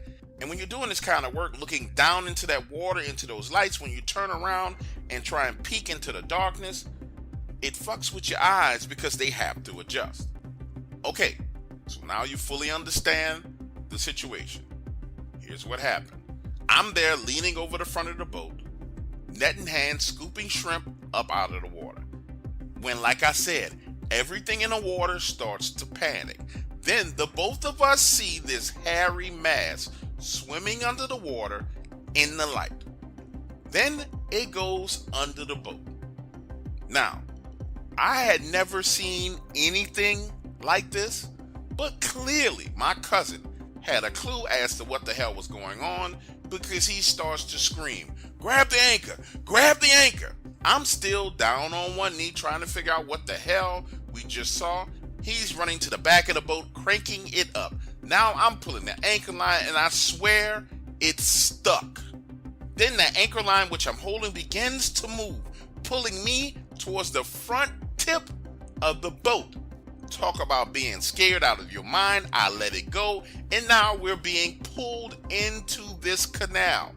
Sandy throws that engine all the way in reverse. Now the front of the boat is dipping down, and we're being drugged down this canal. Listen to me when I say this to you. I ain't no punk, but I ain't no tough guy. Now, I've been in the swamps like I told you before, and I'm going to put it to you as simple and as plain as I can. I felt like we were at the beginning of the end of our lives. Deep down in my bones, down in my soul, every molecule of my body told me that I was in mortal danger. Something was about to fucking eat me, and I did not know what it was. That's when Sandy starts to scream. And like I told you before, I'm not a tough guy, but Sandy sure the fuck is what you would consider a tough guy. But he sounds like a freaking little girl at the back of the boat. Now I'm shifting my focus back to that anchor line which has been ripped out of my hands. And the next thing you know, I see Sandy's body flying through the air, knocking over coolers, landing sideways on the front of the boat, rolling down to his belly, pulling his knife out of his pocket, and trying to cut the anchor line. Now I need you to understand exactly what the hell is going on. He's there cutting the anchor line. The front tip of the boat is now dipping into the water. The engine is in full reverse. And when that line is cut, the front of the boat pops up into the air. He goes flying into the air, and this motherfucker turns into Spider-Man. To this day, I can't tell you how he did this, but he's floating up in the air. I watch him spread his legs, looking at where he's going to land. One of his feet land on the boat before the other one, and somehow he pushes off while a portion of his body is still in the air and darts to the back end of that boat and steers us out of there. Remember, we are now moving backwards. He spins the wheel, throws the engine in forward, then turns on the spotlights.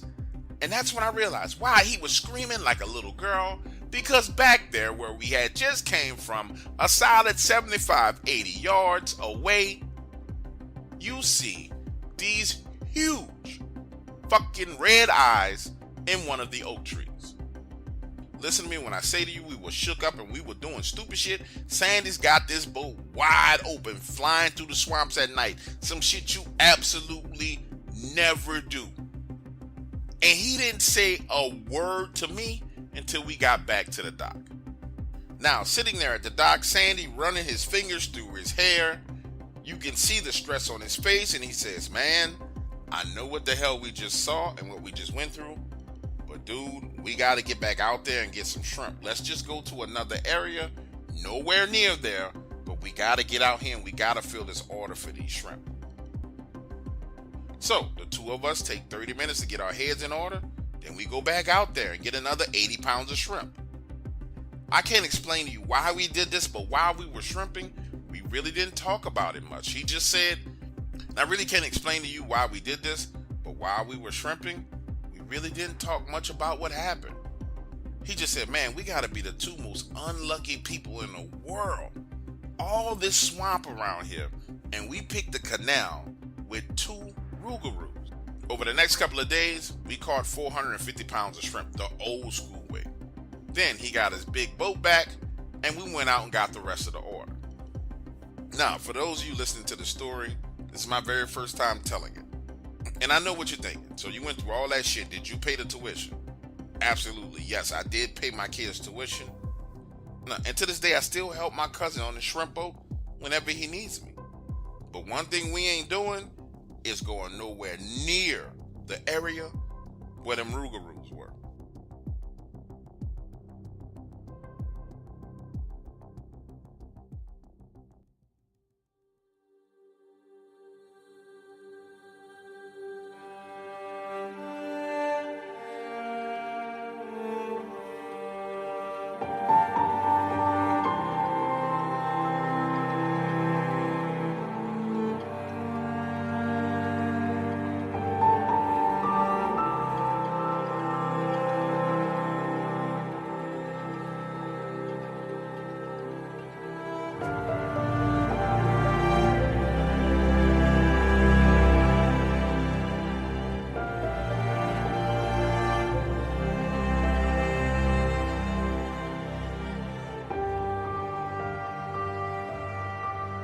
My Dogman encounter happened November 21st, 2015, and I can never forget it because this was my birthday. Now, there's a lot of things I've learned about Dogman since I've had this encounter.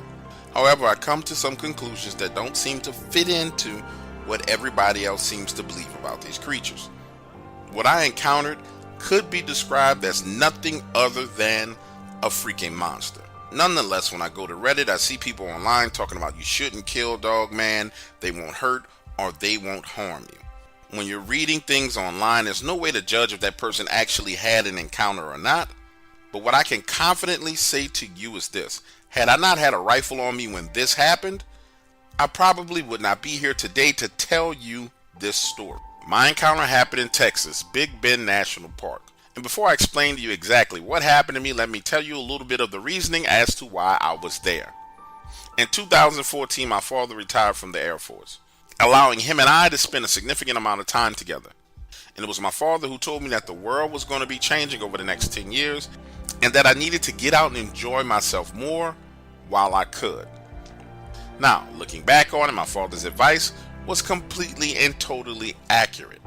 Nonetheless, I take one semester off of college and decide just to travel all around America. I visited Miami, Florida. I visited New Orleans, Louisiana, Dallas, Texas, Memphis. I went to every major city that you could dream of. Me and my Subaru Outback. When I got tired of visiting the big cities, I decided to visit some of the national parks and forests. Ergo, how I ended up in Big Bend National Park. Now listen, my encounter happened in broad daylight. I'm on Basin Junction headed downhill when my tire goes flat. And just to be as clear as possible, there was nothing in the roadway. I didn't roll over anything. This particular tire is what I called a Maypop tire. It was old, worn down, so at any moment in time, it may pop. To me, it was inevitable that this tire would blow out. It just picked the wrong location to do so, because the roadway I'm on is a 2-lane highway with very little room on either side for you to pull over. Imagine the scene. I'm pulled over to the right-hand side of the road. There's a solid 5 or 6 feet of median to the side before you literally start going back downhill. On the left-hand side of the road, there's this steep mountain range that leads straight up. Nestled right there along the roadway are trees. Now, behind me are literally a few trees and some rocks, and if you mistakenly slipped or stumbled, you would immediately start rolling downhill. It's 2 in the afternoon. I'm outside of the vehicle on the passenger side, jacking up that front tire and unscrewing the lug nuts. And listen to me when I say this to you. To this day, I have tried to find something that sounds similar to this and have never been able to find anything close. I'm there, unscrewing the lug nuts, when I hear this high-pitched shrieking sound coming from the ridge up above me. And looking over the hood of the car, you can't see anything. It just looks like trees and rocks and dirt. So I go back to changing the tire. I got all the lug nuts off. I take that tire off the car, head to the trunk, get my spare tire. While I'm rolling my spare tire around the driver's side of the car, which is on the street, I start to hear movement, but not like trees rustling, more like gravel and dirt sliding. Now imagine the scene. I'm rolling the tire, looking up that ridge, and I see what at first glance just looks like a big black rock rolling downhill. But by the time I got to the front of my car, right there between the 2 headlights, I realized that it wasn't a rock. It was something running straight down this ridge, headed in my direction. I'm beginning to panic because there was no way of me getting the hell out of there. I still had to put that tire on, screw the lug nuts on, lower the jack, and drive off. So now I'm leaning the tire against the front bump, standing there staring. This thing is coming down the ridge. It's about 200 to 250 yards away. And then it gets to this area where there are trees. And man, when I tell you, it sounded like it was intentionally jumping through trees heading in my direction. I realized right then and there in that moment, no matter what it was coming for me.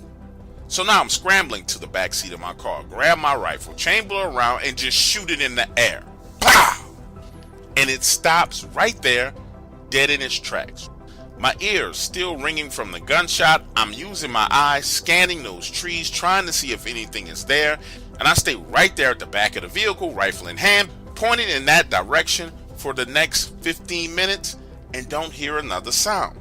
So now I'm thinking to myself, okay, whatever the hell that is, it's going about its business, right? No. Wrong. All the way wrong. It waits until it sees me begin to put the tire back on the front of the car, and that's when I get a glimpse of this thing about 50 yards away on the opposite side of the road, moving from between 2 trees, and it is absolutely massive. Now pause right here in the story for a moment, because I need you to understand the risk that I was about to take and everything that centered around that risk. My vehicle is facing going downhill. So now I have the rifle laid on top of the hood, and I'm splitting my attention between this thing moving in the trees and hand tightening the nuts on the tire. I had just got the fourth nut hand tightened and I lost it. Couldn't find it, couldn't see it, absolutely nowhere. So now I put the rifle down. Now I'm turning and tightening each nut as quickly as I can, but it's at that phase to where the tire is on the vehicle, it's secured, but it's still wobbly to where if you kick it, the tire itself will move. And that's when I hear something moving on my side of the road down the ridge behind me. Remember, I told you this happened in broad daylight. So now I'm really panicking because in my mind, somehow it done crossed the road and got behind me. I never once considered that it could be more than one of these creatures. So I fire another shot into the air, and then I see movement across the road from me. That was it for me. I had enough. Screw the tire, screw the jack, screw the wrench. I took my rifle, ran around to the front seat, hopped in, put the vehicle in drive, and drove it off the jack and started to roll downhill. Listen to me. Within about 8 seconds, I'm going 45, 50 miles downhill into a turn with a tire that ain't screwed all the way the fuck on. And as I go down that ridge, making this sharp, damn near U-turn, I look back in that direction, and sure enough, it was two of them. One on my side of the road and one on the other side of the road. My ass was about to be Dogman lunch. So, with that being said, I want to explain something to you. For the people out there on the internet, on Reddit, who are saying, oh, Dogman won't hurt you, it won't kill you. No, it will kill you. They were in the process of hunting and killing me. And for the record, all you missing 411 people who like to talk about missing 411, guess exactly where the hell I was. In the middle of a national forest.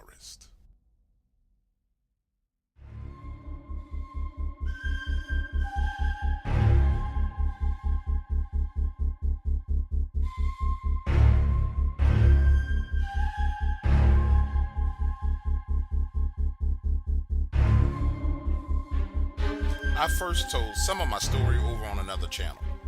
Later learned that the guy was a fraud. Also that he edited out a huge portion of my encounter. You see, back in the early 90s, me and my daughter had our Dogman encounter. We were out fishing, and truthfully it wasn't exactly terrifying at all. That day, we had been fishing for crappie in one of the lakes. Imagine this, the two of us on my flatboat, anchored right at the edge of these high weeds and reeds. The water's no more than 7 feet deep, and we're using these old school crappie fishing poles. My daughter, who's actually better at catching fish than me, is burning them up, catching fish after fish after fish. I remember bending over to get some more bait out of the live well, and then hearing this explosion in the water. It sounded like something or someone quickly scurrying through that water away from us. We use our long fishing rod spreading and laying down those reeds. And that's when we get a glimpse of this wolf. And let me tell you, this thing had to be 11, 12 feet tall. And remember, we were in 7 feet of water. Worst case scenario, the depth changed from 7 to 5 feet from where we were to where we saw it. But nonetheless, this thing still had to be tall because its waist was above the water. Its head is turned to the left, looking off in another direction, and it's almost as if it was listening for some kind of sound. Now, I'm not sure if you ever found yourself in a situation like this, but what my daughter and I did was we froze for a brief second, looked at each other. She whispers to me, Dad, am I seeing what I think I'm seeing? And I say, yes, honey. And I tell her, yes. So I tiptoe to the front of the boat, gently pulling the anchor from the water, then crank her up and get the hell out of there. Now listen to me, that was our Dogman encounter. But see, I talked about the things that happened after my Dogman encounter, and no one ever heard it. So now I want to share it with you. 2 weeks pass from that incident, and we start to have this string of bad luck. Incomprehensible bad luck. I go to pick up my daughter from school. It's about 30 miles away from home. I get to school, successfully pick her up. We get about 8 blocks away from the campus, and I get a flat tire. Listen, no problem. Hop up out of the car, change the tire. Listen, no problem at all. I hop out of the car, get the spare, put it on. Now we're back on the road. Then we get 5 miles away from our house and get another flat tire. Listen, we have to get a ride, have the car towed home, and not only buy a new tire, but buy a new spare tire. Never seen anything like that in my life. Then, a few days after that, weird and strange stuff starts happening around my house. I'm in the kitchen. My daughter is in the back of the house in her bedroom on the cell phone with her little punk ass boyfriend that I didn't like at that time. I'm standing over the stove making chicken fried rice when I hear this growl in my house. Now, initially I'm thinking, okay, she's got the TV on too loud, but then she comes flying into the kitchen saying, "Daddy, did you hear that? Did you hear that growl?" But then she comes flying into the kitchen. Dad, did you hear that growl? What was that?" Even her punk ass boyfriend on the phone heard this growl. And it was loud, man. Scared me so much that I went into the attic with a shotgun trying to see if we had some kind of wild animal in the attic of our condo. Now pause. Let me explain this to you. To be clear, my daughter and I don't live anywhere near woods. We live in condos, essentially row houses attached to each other in the middle of the city. A couple of days later, it's time for her to go to school. We're sitting at the kitchen table eating breakfast when we hear the growl again, this time coming from my bedroom. Look, it scared my daughter so much, she hops up, grabs her bag, goes outside, and sits in the car waiting for me to take her to school. Listen. If you think that's bad, we're not done yet. So that same morning, on our way to school, she says, "Daddy, I need to stop by Walgreens and get some loose leaf paper for my class." So she and I go into Walgreens to get loose leaf paper, and they come in and rob the place. 2 dudes come in with masks on screaming, "Get on the ground! Get on the ground!" Now my daughter and I are huddled in the back of Walgreens by the pharmacy department. I'm thinking to myself, man, what the fuck have I done wrong? Listen, I didn't make the full connection between our Dogman encounter and the bad luck that happened afterwards until I heard another interview on this channel. And then all of the pieces to the puzzle came together. Because for days after those events, my daughter and I were on edge. And then the bad luck and all the strange occurrences stopped as they started, just as suddenly as they started. Now, to this day, I'm not sure what to make of it. But what I can tell you is this. The only thing about our routine that changed, we go fishing all the time, we do breakfast all the time, I cook that same chicken fried rice every Thursday. The only new thing that was introduced to our life was that damn Dogman. And for the record, we haven't been back to that lake fishing again.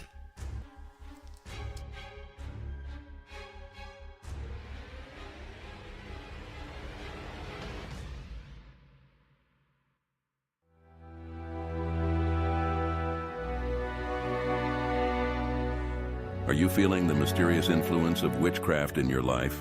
Is the supernatural world taking a toll on your peace of mind? Well, we've got the perfect solution for you. Tune in to Dark Waters Radio every night from midnight to 4 a.m. for powerful prayers against witches and witchcraft. Join us in the battle against the forces that seek to harm. Dark Waters Radio brings you hot prayers to ward off the effects of witchcraft and protect your life from the mystical unknown. Whether you're facing spiritual disturbances or just seeking an extra layer of protection, our prayers are here for you. Tune in on the TalkStream Live Paranormal app or download the Dark Waters Radio app for an immersive experience. Don't let the shadows linger. Arm yourself with the strength of our prayers. Dark Waters Radio, where the battle against witchcraft begins.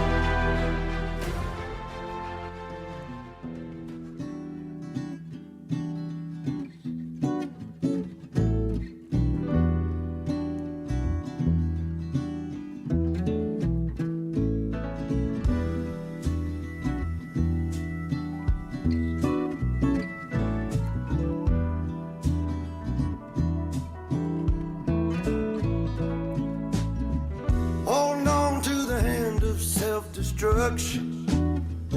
And I'm back to a place that I left a long time ago. Just give me a sec while I smoke this cigarette. My aching body feels better still. What do you do when you pick up my guitar and A couple of shows ago, a gentleman called in asking about a dead horse in Dogman. This horse's face was chewed on, the genitalia eaten out. Well, you guys speculated whether it was Dogman or some type of cattle mutilation. The reason why I contacted you today is because I've had the very same thing happen to one of my favorite horses, and I can tell you for sure that it was Dogman. Understand, I have 500 acres of land, horses, pigs, chickens, a barn, a full stable, the works. My favorite horse's name was Roosevelt. One evening, we're on the back side of my property. He's tied to a tree. I'm working on a fence, and Roosevelt just goes crazy, bucking and pulling, pops the rope, runs 30 yards over to me and starts looking at me like we need to go. Now, I'm figuring it's a pack of coyotes in the area because I've had serious problems with coyotes from time to time. But now I notice he's got his back to me, bumping into me like he didn't want to let something get behind him. Now, imagine a scene. That area of my property, there's this trail that you ride to get back up in there. Once you get into that area, it's kind of a horseshoe. There's thick brush on both your left and your right, and my property line actually curves, making a U shape. As I'm standing there trying to finish making repairs to this fence, Roosevelt will not leave me alone. So I say, okay, boy, you ready to go? We're gonna go ahead and go. Listen to me, the minute I mount him, he takes off, hauling ass out of there. I'm trying my best to slow him down, but he's not having it. He runs full speed up that trail, head darting back and forth, looking left and right like he's spooked. So spooked that now I'm starting to get afraid, looking and trying to see if there's something there in the thick brush, but I don't see anything.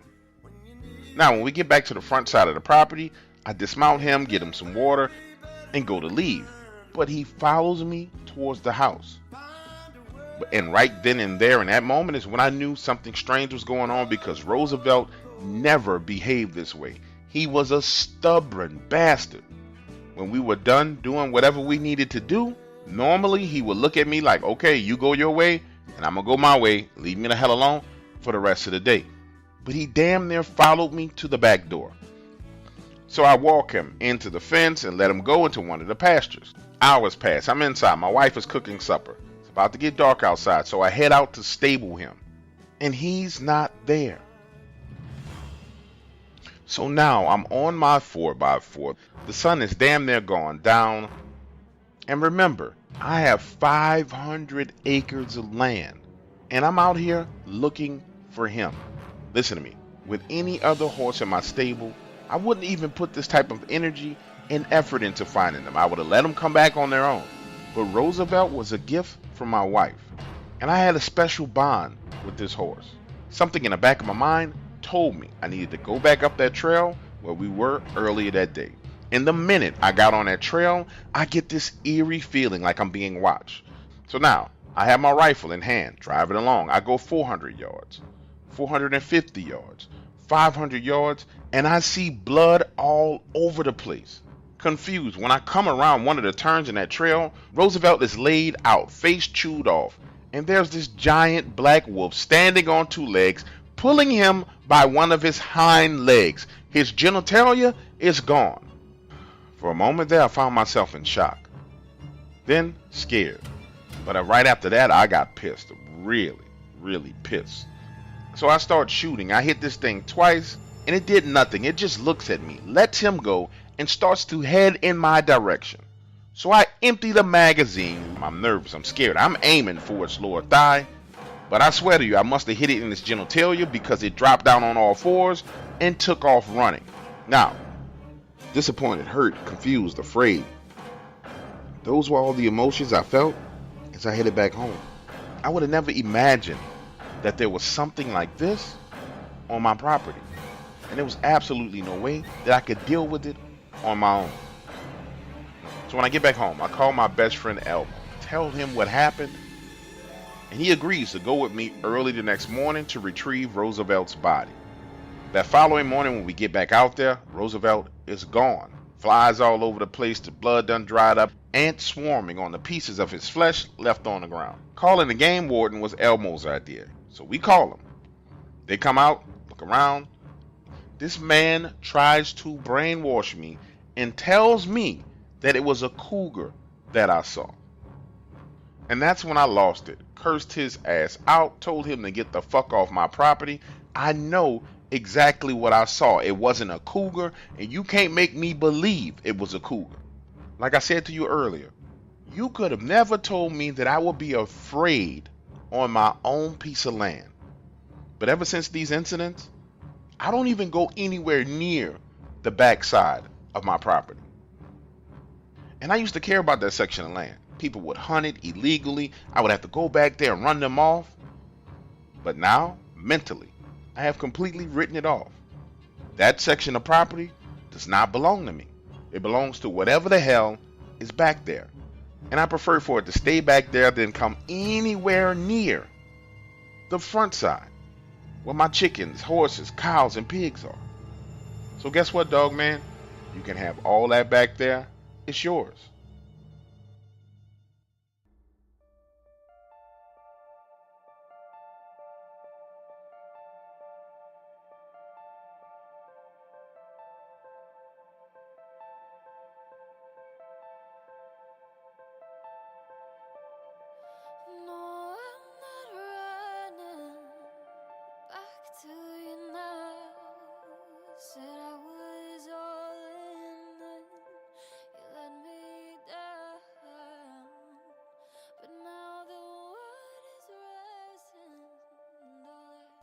My life has been full of challenges. My mother tried to abort me and the abortion failed.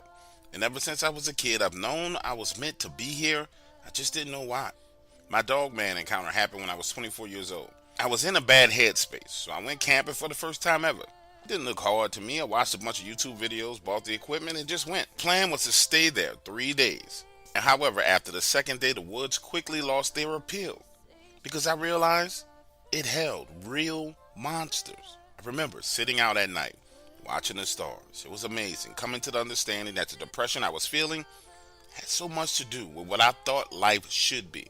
The images shown on TV, social media, it was the fakeness of it all that was driving me mad.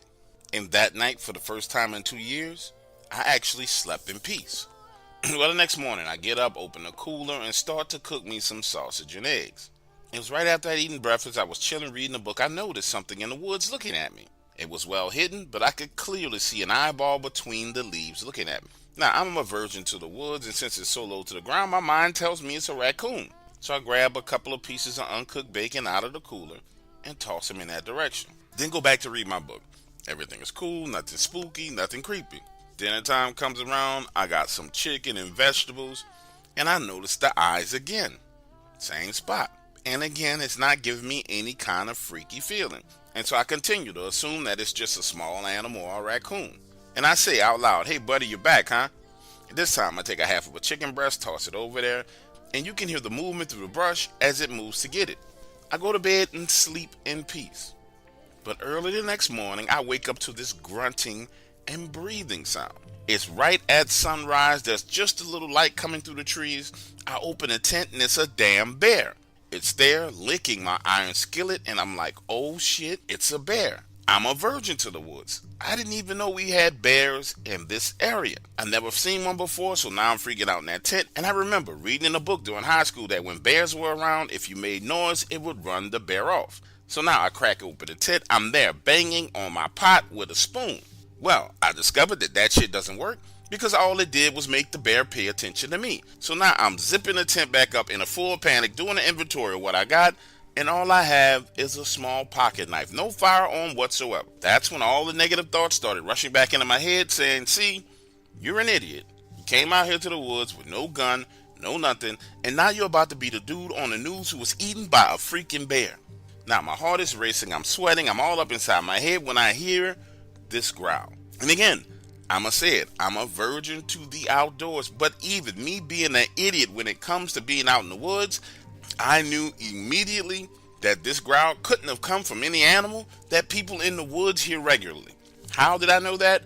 Because if people in the woods heard this type of growl on a regular basis, and then they decided to go into the woods anyway, it only meant that they were absolutely stupid and retarded. And I refuse to believe that everybody who goes into the woods is stupid or retarded. Therefore, in my mind, that growl had to come from something exceptional. So now I'm peeking out of the tent and the bear's on his hind legs standing up looking at that same spot in the woods where I had thrown the food. From my vantage point, it looked like the bear was challenging something. Understand, the bear's like 12 feet directly in front of my tent, on the other side of the fire pit. And whatever made that growl is on the other side of the bear. Well, I guess the bear was standing his ground if that's the thing that they do. Then I see what's in the bushes, decide to stand up. And from the angle that I'm on, which is a laying position, it's way bigger than a bear, and it has a head of a fox. How do I know? Because I have relived this in my mind 1,000 times, and I have searched for it extensively. That was a fox head, but it was 3 times bigger than the bear head. Now, I don't speak animal, but I'm telling you, if they were having a conversation, that bear was apologizing at that point in time because it puts its head down, drops back down on all fours, and takes off running. That fox creature looks at me, then you see it drop back down to the ground and tears off into the woods after the bear. Did it catch the bear? Hell yeah it did, because I could hear it and the bear in the distance going completely off. And in my mind, I just imagined the two of them were fighting over me as a meal. Remember earlier I told you I cut my trip short? Well, this is why, because Foxman was back there in the woods murderizing a bear. So now I'm scared out of my mind, but I want to pack some of my shit. I spent about $250 on camping gear and equipment. I get to the point where I'm trying to take down the tent, and you know how they have all those little stupid poles that go with the tent. Well, I'm struggling to get those poles loose. Then I make a decision. Hey man, you're being dumb as hell. This tent and every damn thing out here can stay here. All you need is your damn car keys. Now understand, I walked to the campsite that I was at, so back to the parking lot where my vehicle was, and I'm walking along as fast as possible, not wanting to run and attract any attention. But as I'm moving along, I hear movement behind me. When I turn around, I can see the big-headed fox man looking and peeking at me from behind trees. Now, for whatever reason, it didn't attack me. It was almost as if it was escorting me out of the wood. When I get back to the parking lot, I hop in my car, and I'm in my vehicle cranking it up, I can still look over in the wood line and see Mr. Foxman peeking out at me. Now, I don't know what you're going to take from the Dogman encounter or the story, but I can tell you what I took away from my experience. And it was simple. Happiness is in me. I don't have to run to the woods to be happy. I just need to not care about the world, what people think I should be, or how I should dress, or how I should live in order to be happy. Happiness is a series of decisions. We choose to be happy, and we choose to be unhappy. And speaking of decisions, I made a choice not to mess around in the woods ever again. This time it seemed like Mr. Foxman was on my side. But the next time, he might be looking at me as dinner. And I'm not putting myself in a situation like that again. It makes no sense.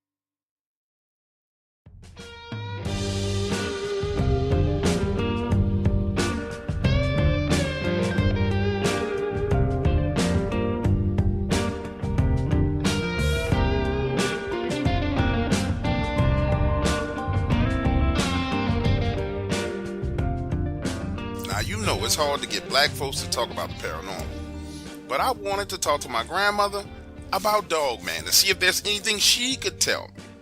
Hell, she's 91 years old, quick as a whip, and that led to her telling me all kinds of stuff. So I'm going to start with the rougarou, or Dogman, but oh boy, do I have some stuff for you. So, her uncle, they called him Handsome because he was the most handsome man in town. And by town, we ain't talking about modern day amenities. Back in them days, they were poor, but they had their pride and they worked hard. We're talking about them old color purple days. Well, Handsome was a musician. He went to the juke joint, played the guitar, could sing, and all the women lost their minds over him. But he had a rule. He never ever messed with no married woman. Nonetheless, the other black men got jealous of all the attention, and one day he's playing at the juke joint and a fella pulls a revolver, starts shooting at him from the back row. Handsome runs out of the back door, and the four of them chase him into the swamps.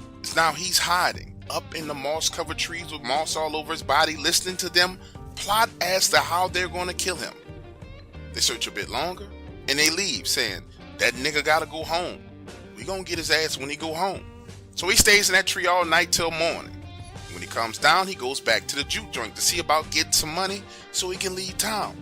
The owner was a cutthroat bastard, told him to sit right there and wait. He needed to go home to get more money. So the owner leaves, goes to find the guys who wanted to kill him because he didn't want to pay Handsome his performance fee. But her uncle, Handsome, was smart, had a bad feeling. So he left and went into the woods on the back of the juke joint, right? He waited and watched as all those men went in the door looking for him. Then he ran home to get some clothes and decided to leave town with what he had. Well, he's on his way out of town and sees the local hoodoo priestess. The lady loved him. She loved his music.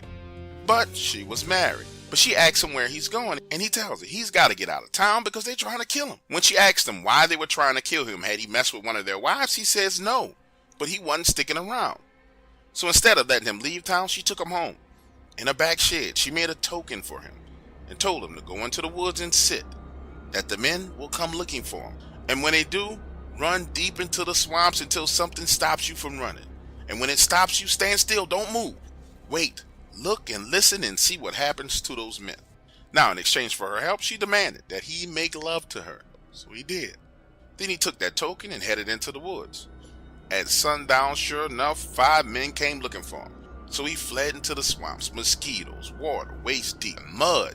But he kept moving, staying ahead of the men pursuing him, even when they were firing shots at him. Somehow, he managed to lose them. But now he's tired, so he's resting, leaning up against a tree. And when he looks up, there it is, the rougarou, a wolf-like beast on all fours coming down the side of a tree. It sniffs the hair on his head, growls, then hops down from that tree and went in the direction of the other men.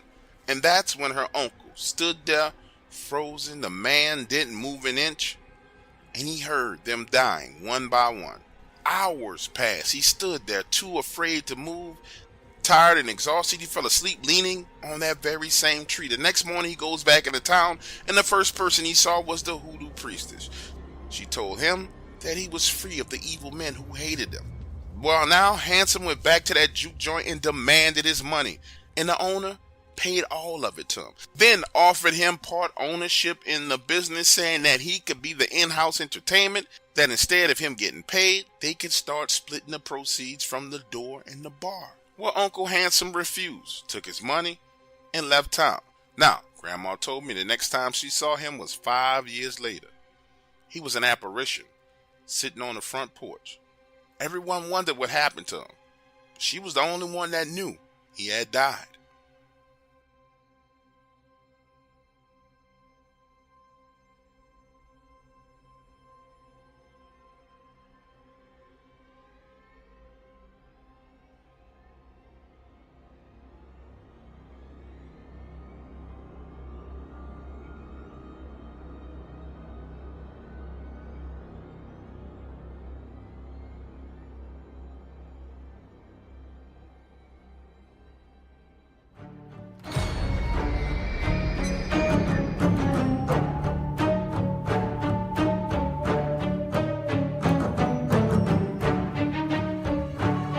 There's a storm brewing in the dark waters.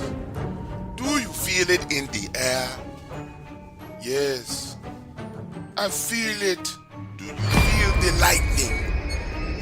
the thunder. Yes, something is brewing here in the dark waters. Something big is coming here to the dark waters. I see that some of you have decided to leave the kiddie pool and wade deeper into the waters. But you must be mindful, be careful, because the dark waters have been around since the beginning of time.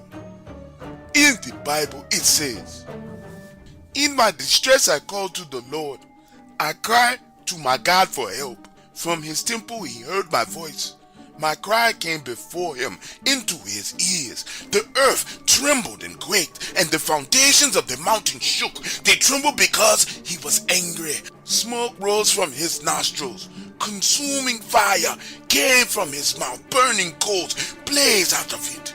He parted the heavens and came down. Dark clouds were under his feet. He mounted the cherubim and flew. He soared on the wings of the wind. He made darkness his covering, his canopy around him about, the dark rain clouds of the sky. Out of the brightness of his presence clouds advanced, with hailstorms and bolts of lightning. The Lord thundered from heaven, the voice of the Most High resounded. He shot his arrows and scattered my enemies. With great bolts of lightning he routed them. The valleys of the sea were exposed, and the foundations of the earth laid bare. At the breath from his nostrils, he reached down from on high and took hold of me, drew me out of the deep waters. He rescued me from the powerful enemy, from my foes, who were too strong for me. They confronted me in the day of my disaster, but the Lord was my support. He brought me into a spacious place. He rescued me because he delighted in me. And this is why you must be careful when you swim in the dark waters. Be mindful of where you are. Enjoy yourself, but know that this is a place of God. No matter what you hear, understand this and you will be fine.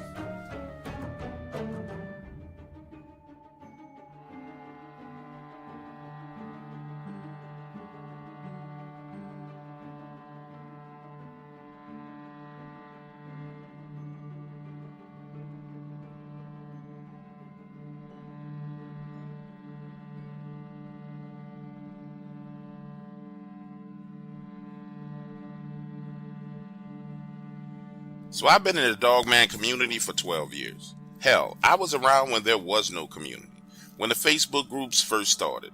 I've seen all the evidence, but never shared my encounter because I was just simply searching for answers. Well, over time I've seen what's happened to witnesses who trust and share their encounters with the wrong people. That's why I'm here sharing my encounter with you. August 2000. I'm at home in Taylor, Mississippi. And understand, everybody in Taylor has heard of these creatures. And as for me, I heard about them as a child. Even knew people around the area that saw them. Some people who were attacked. However, I hadn't had a personal experience for myself. And I can say this to you. Once you see something like this, there's no turning back because there's no way to unsee it. It all started off so innocent. I'm at home in the kitchen warming chicken in the oven, and I hear this banging sound, like metal hitting metal. Understand, on my property I have a few cows, nothing really major, and to me it sounded like the chain that I use to secure the metal gate to keep my cows in the pasture. Still a little sunlight up, so I head out the back door, and as soon as I walk out of the door, it stops. Now, before I get to the gate, I can see from a distance that the chain used to secure it is just hanging. And I know for a fact that I wrapped that chain around the gate and used the master lock to secure it. A few seconds later, upon closer inspection, the lock that I used to chain the lock onto the gate has been crushed. I mean, literally crushed, like someone took it in their hand and squeezed it, smashing it. So now I'm standing there trying to figure out who would do something like this, because my neighbors and I are very, very friendly. However, all my cows are there, nothing's out of place, so I head back inside to get another lock. No sooner than I'm in the door, I hear it again. It's the damn chain banging against the metal gate. Bang, bang, bang. So now I'm pissed because someone's playing with me. Grab my rifle, head back outside, and when I turn a corner around the side of my house which led to the gate, there it is, a Dogman. And it's a young one. It's standing there holding that chain balled up in his hand and banging against the gate. The second it sees me and then takes off back into the woods about 20 yards away from the gate. I knew these things existed, I just never saw one for myself, and frankly, the little ones aren't scary at all. So I fire a single shot up into the air, not at it, just wanting to make sure that it's gone, head back inside, get another lock, come out, lock my gate, and by the time all that's done, it's getting dark outside. Now watch this, an hour and a half later, I'm at the table, eating chicken, when I hear my cows making a ruckus. But the sound is way too damn close to the house. Now, when I get up and go to the back door, the cows are out of the pasture, backs up against the house, and have barbed wire wrapped around their legs and across their backs. Remember, it's dark, so now I'm standing there thinking, what the hell? Clicking on the back floodlights, I can't see anything. But that's when I hear that gate start to rattle and shake, and the next thing you know, you can hear the sound of the fence posts that have been driven into the ground to hold those gates cracking. However, from where I'm standing, I can't see that gate. I literally have to squeeze past the cows, go to the right-hand side of my house, and turn the corner, and the gate is over there.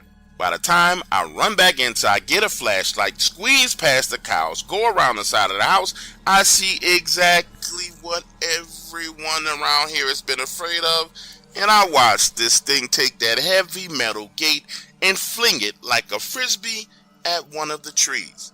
Then it looks in my direction and growls, and man, when I tell you this growl lasted damn near 75 seconds, and I could feel my bladder vibrating. Imagine the scene. I'm standing there at the edge of my house with a high beam flashlight, and it's shining right on this thing's face. And I swear to you, it literally looks like something from a Hollywood movie. Then it turns around and flees into the woods like the little one did. Now I'm back inside the house calling my neighbor who's dealt with these things, trying to figure out what the hell I need to do.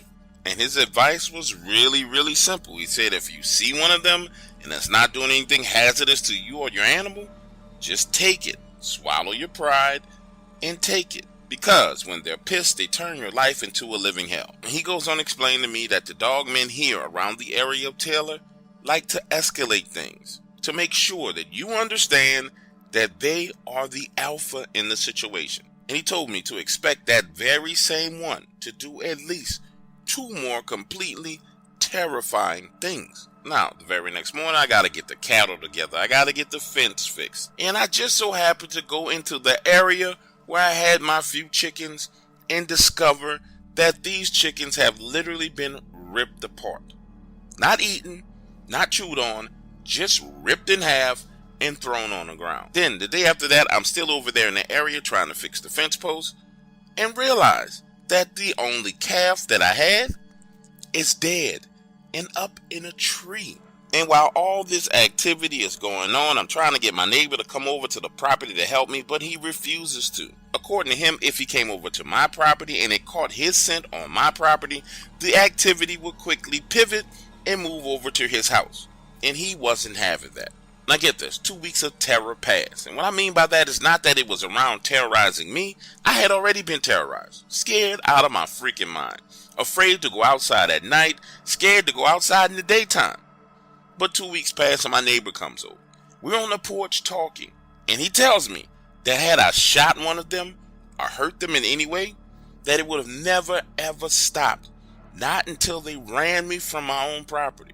So that is my Dogman encounter, but I wasn't willing to share with anyone until now. It's been 22 years, man. 22 years. It feels good to finally get this off my chest.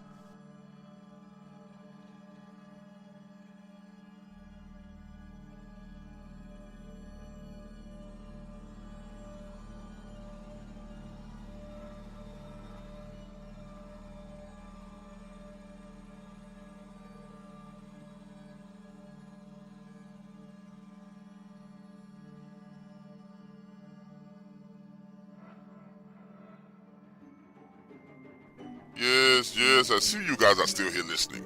But I noticed that you have not hit the like button. What the hell is wrong with you? Why won't you get the likes to equal the number of viewers here? Hit the like button immediately, or I will chop off your head and mount it on my wall.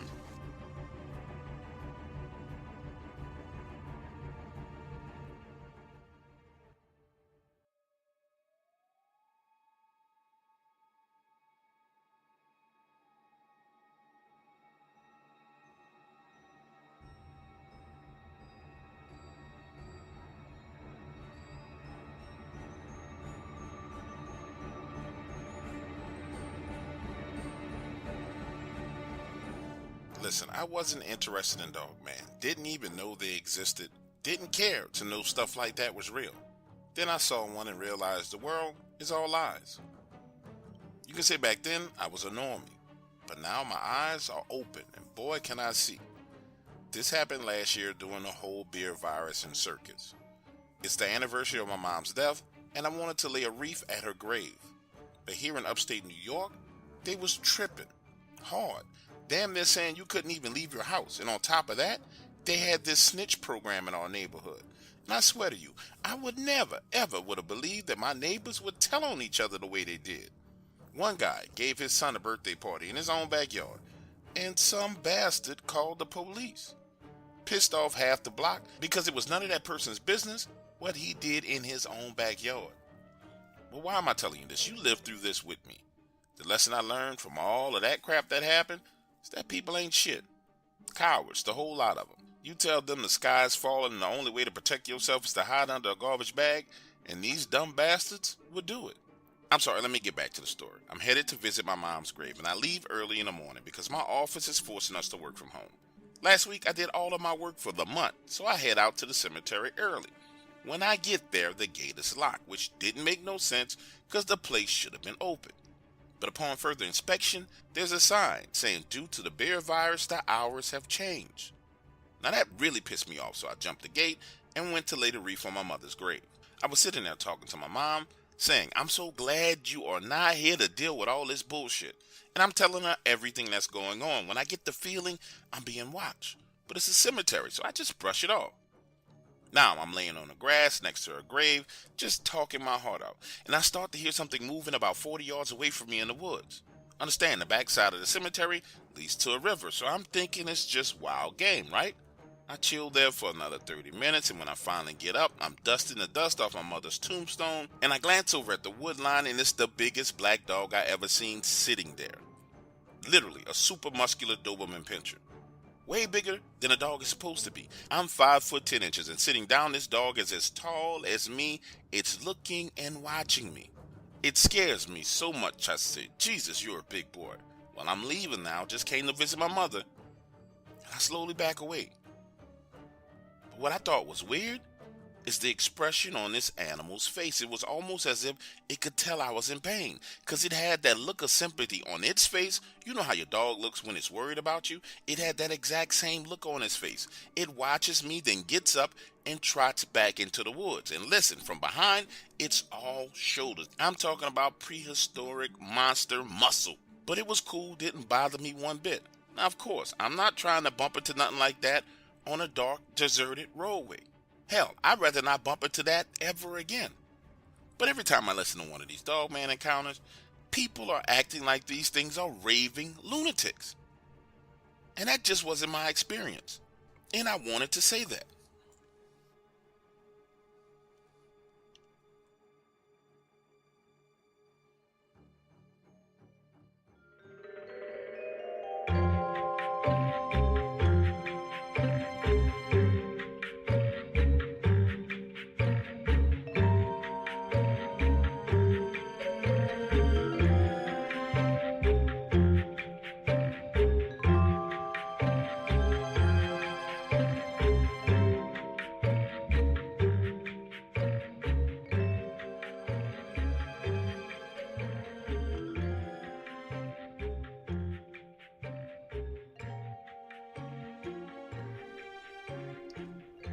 The Bible says that the love of money is the root of all evil. Well, I'm not God, and I'm not disagreeing with him, but I'm just saying it's the lack of money that I've witnessed all around me that has caused all the evil that I've seen. Back when this happened, I had just lost my job. And if I had not been a single man and had a family to feed, Lord knows I would have been in prison, because it's winter time here in Chicago and I'm couch hopping because I have no place to live. So this particular night I head to the Triple H Projects. I'm going to stay by my man Butter's house. Now, Butter was a full-blown gang member, GDs. And going into this, I knew it was a bad place to rest my head, but it was my only option. Walking into his front door, it's money, dope, pistols, rifles all over the place. And taking a quick glance around, the only place to sit is this metal chair in the corner because he's got crap all over the sofa. So I'm telling him, Butter, man, you got to get more organized. You can't be selling dope out of nasty ass trap house. So in exchange for spending the night, I offer to clean the place up and show him exactly where I put everything. Catch this, 10 minutes later, I'm around that bitch moving ammo, guns, stacking packages of cocaine. And it takes me a solid 3 hours to get this dude's place organized, just so I can lay my head on the sofa and get some rest. And by the time I get done, lay my head down on the sofa to rest, he's in the back room with this chick, smoking weed and listening to rap music. So I turn the lights out in the front and go to sleep. Listen, what happens next? I knew I wasn't asleep, because when I got up, it was 4:44 on the clock. Walk down the hall, take a pee, and when I come back out of the bathroom, I see this figure standing in the living room between a sofa and a television. It's a normal height, 5'8", 5'10", got his back turned to me with his hood over